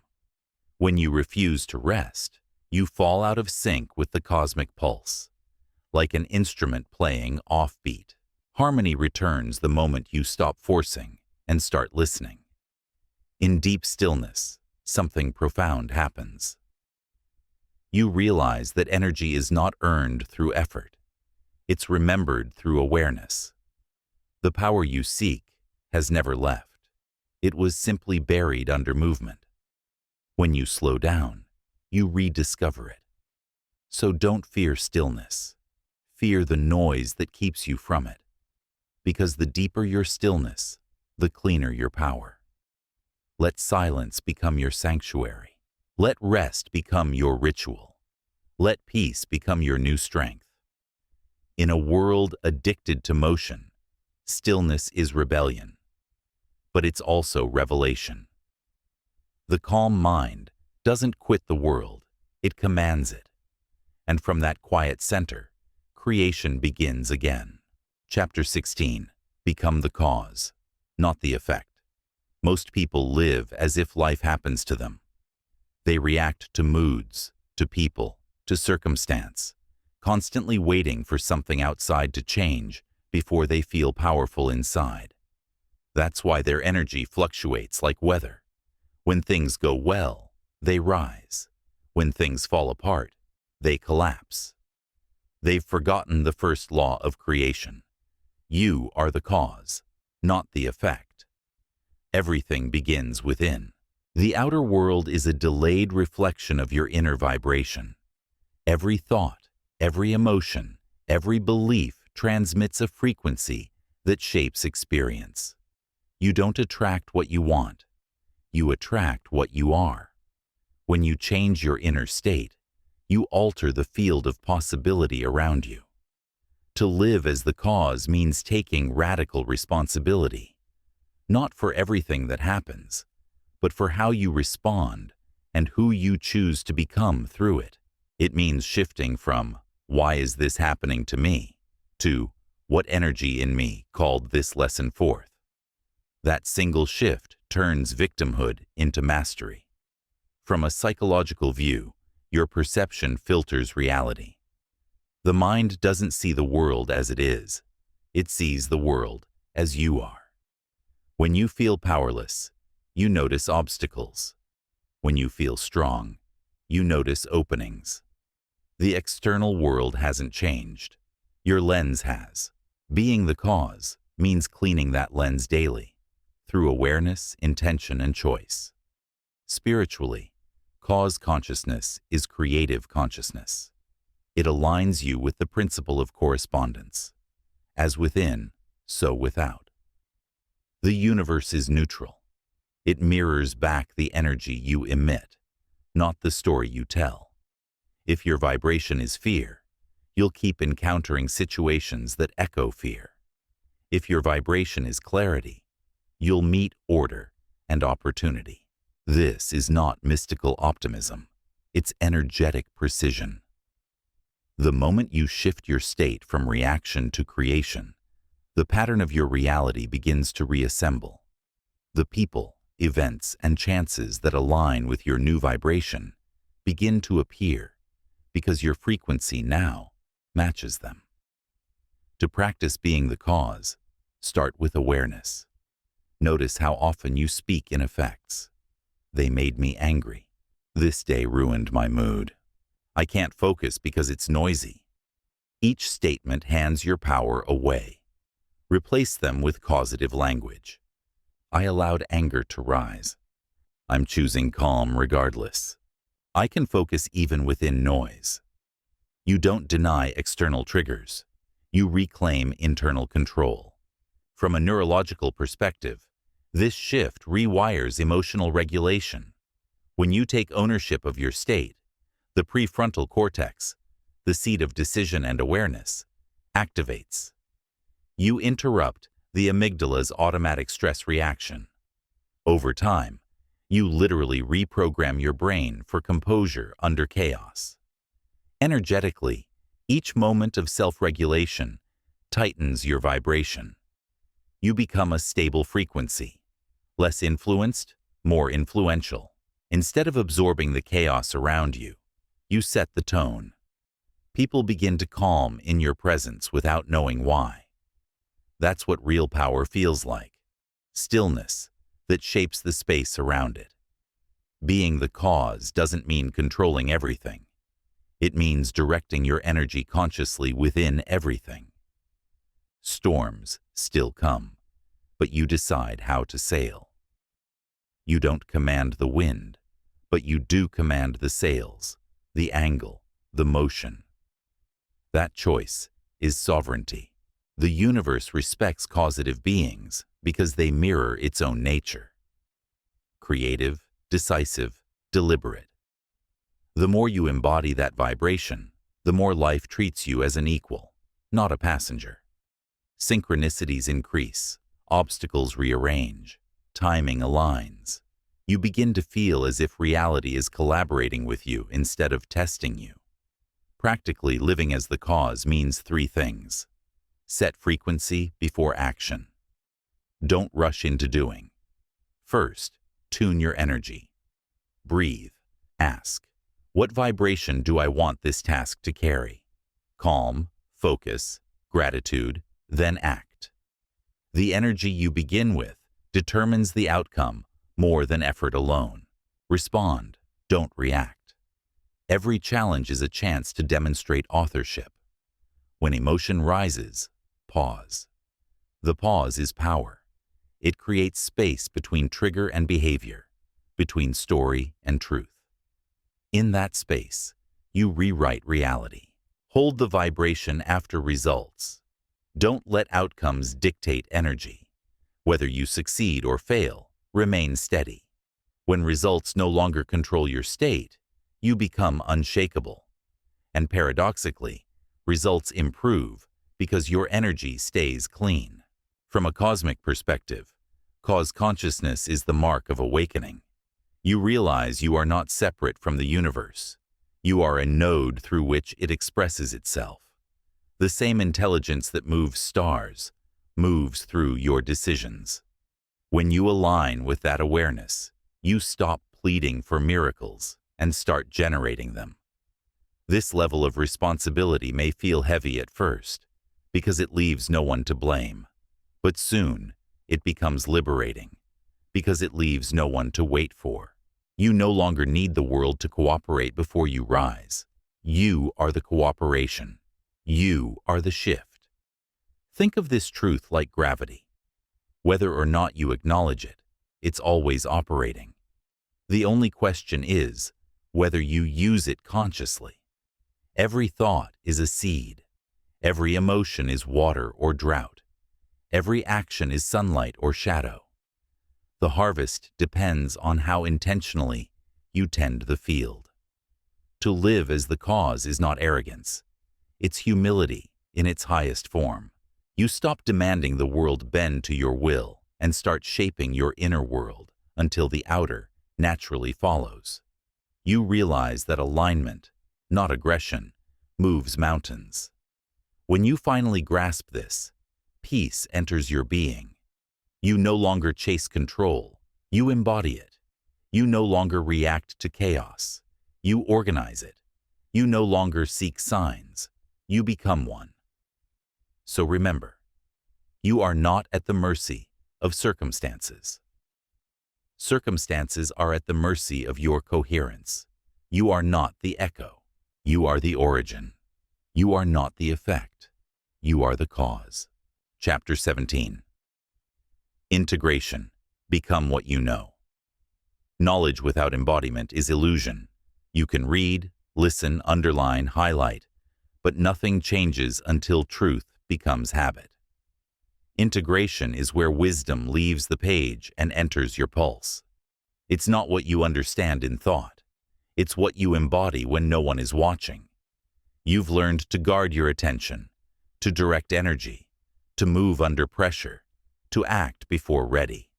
You've practiced awareness, discipline, and decision, but now comes the quiet test.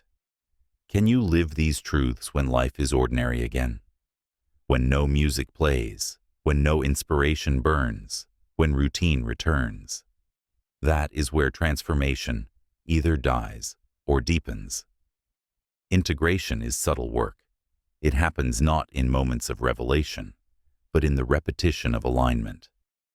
You stop seeking constant highs and start building constancy. You realize that real mastery isn't a mood, it's memory in motion.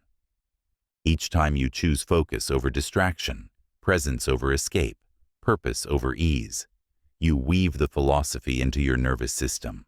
It becomes automatic, cellular, embodied.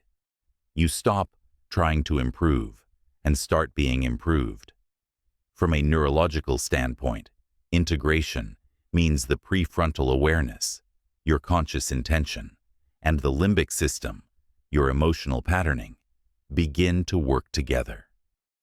The brain no longer resists growth as foreign. It accepts it as identity. That's why habits feel effortless after enough repetition. They've moved from discipline to design. Spiritually, integration is alignment between three energies: thought, feeling, and form. Thought is the vision. Feeling is the frequency. Form is the action that anchors both. When all three operate in harmony, your reality stabilizes. You stop swinging between inspiration and fatigue because your energy no longer fights itself. The river flows in one direction. This is also the stage where humility returns. After climbing many inner mountains, you realize no concept can replace presence. No framework can replace awareness. You start speaking less about growth and living it more naturally, through calm, patience, precision. The need to prove yourself fades, because embodiment speaks louder than words. Integration also means forgiving the versions of you that couldn't hold this frequency before. You see now that every lapse, every relapse, every moment of confusion was training, not failure. Growth isn't linear, it spirals. Each return to awareness carries more depth, because you bring the wisdom of your previous fall. Practically, integration looks simple, but feels profound. You keep your phone down when silence calls. You breathe before reacting. You finish what you start, even quietly. You choose the higher thought, even when no one notices. These tiny acts are portals. Each one tells the universe, I am living the truth I once chased. Energetically, this consistency refines your field into coherence. You emit a steady frequency that others can feel, calm, clear, grounded. That's why integrated people influence without effort. Their energy communicates integrity before their words do. From the cosmic view, integration is evolution completing a cycle. The knowledge that began as light, abstract, invisible, has condensed into matter, into behavior, into being. Spirit has taken form. You are the vessel through which the universe tests its own wisdom. When you live aligned, the cosmos recognizes itself in you, and that recognition is grace. Because integration is not the end of growth, it's the beginning of mastery.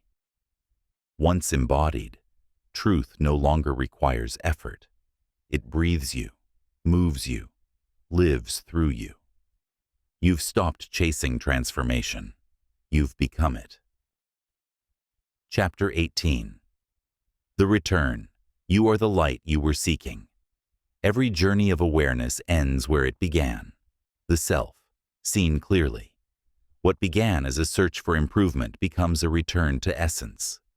You realize you were never broken, only distracted. The power you've been training to find was never outside. It was simply asleep within your own attention. You've traveled through pressure, discipline, focus, and silence. You've learned to command thought, to guard energy, to act despite fear. But now the lesson softens. It's no longer about effort, but presence. Growth no longer feels like climbing. It feels like breathing. You begin to understand that awakening is not intensity, it's intimacy. Intimacy with each moment, each breath, each thought that passes. You no longer rush to fix or force. You watch with awareness and let truth reveal itself. This is the highest state, conscious simplicity. The mind clear, the body steady, the heart quiet. Not numb, alive, not detached, deeply connected. From this space, you no longer chase meaning. Everything is meaningful. The sound of wind through leaves, the pause before a word, the stillness after action. All of it becomes sacred.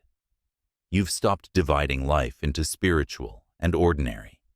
Every act, when done with awareness, becomes divine. You now see that power isn't noise, it's precision. Strength isn't control, it's surrender to truth. Success isn't arrival, it's coherence with your own nature. From a psychological view, this is integration's culmination. Your inner and outer worlds mirror each other with minimal distortion. You think clearly, feel cleanly, act deliberately. Life stops feeling like resistance and starts feeling like rhythm. Spiritually, this is the return to source consciousness. The part of you that once sought the light realizes, I am the light. Awareness no longer looks outward for proof. It shines inward, finding home. You understand now that the purpose of all discipline, all focus, all challenge, was never perfection. It was remembrance. Remembrance of who you were before the noise, before the fear, before the forgetting. And so, the mind grows quiet. Not because it has no thoughts, but because it has no conflict. The heart grows strong, not because it has no pain, but because it has no resistance. The spirit expands, not upward, but inward, filling every corner of existence with calm electricity. From the cosmic view, you've become a conscious node of creation, a clear channel through which life expresses itself with no interference. The universe no longer tests you because it now trusts you. You've proven coherence. You've become an instrument tuned to the frequency of truth. And in that tuning, you finally rest, not in inactivity, but in perfect participation. You do what needs to be done and release what doesn't. You love without clinging. You act without fear. You build without ego. You exist without apology. This is freedom, not the absence of responsibility, but the presence of awareness in every responsibility. You've reached the point where wisdom no longer needs words. The teachings dissolve because the student has become the lesson. You are the proof of everything you sought. No longer waiting, no longer striving, simply being. This is the quiet victory of awakening, not a shout, but a steady light. And when you walk back into the world, into the noise, the motion, the imperfection, you bring that light with you. Not to teach, not to preach, but to remind others by your presence. The power you're seeking is not out there. It's in the stillness behind your eyes. You have returned, not as who you were, but as who you've always been. And now, your only task is to live as light.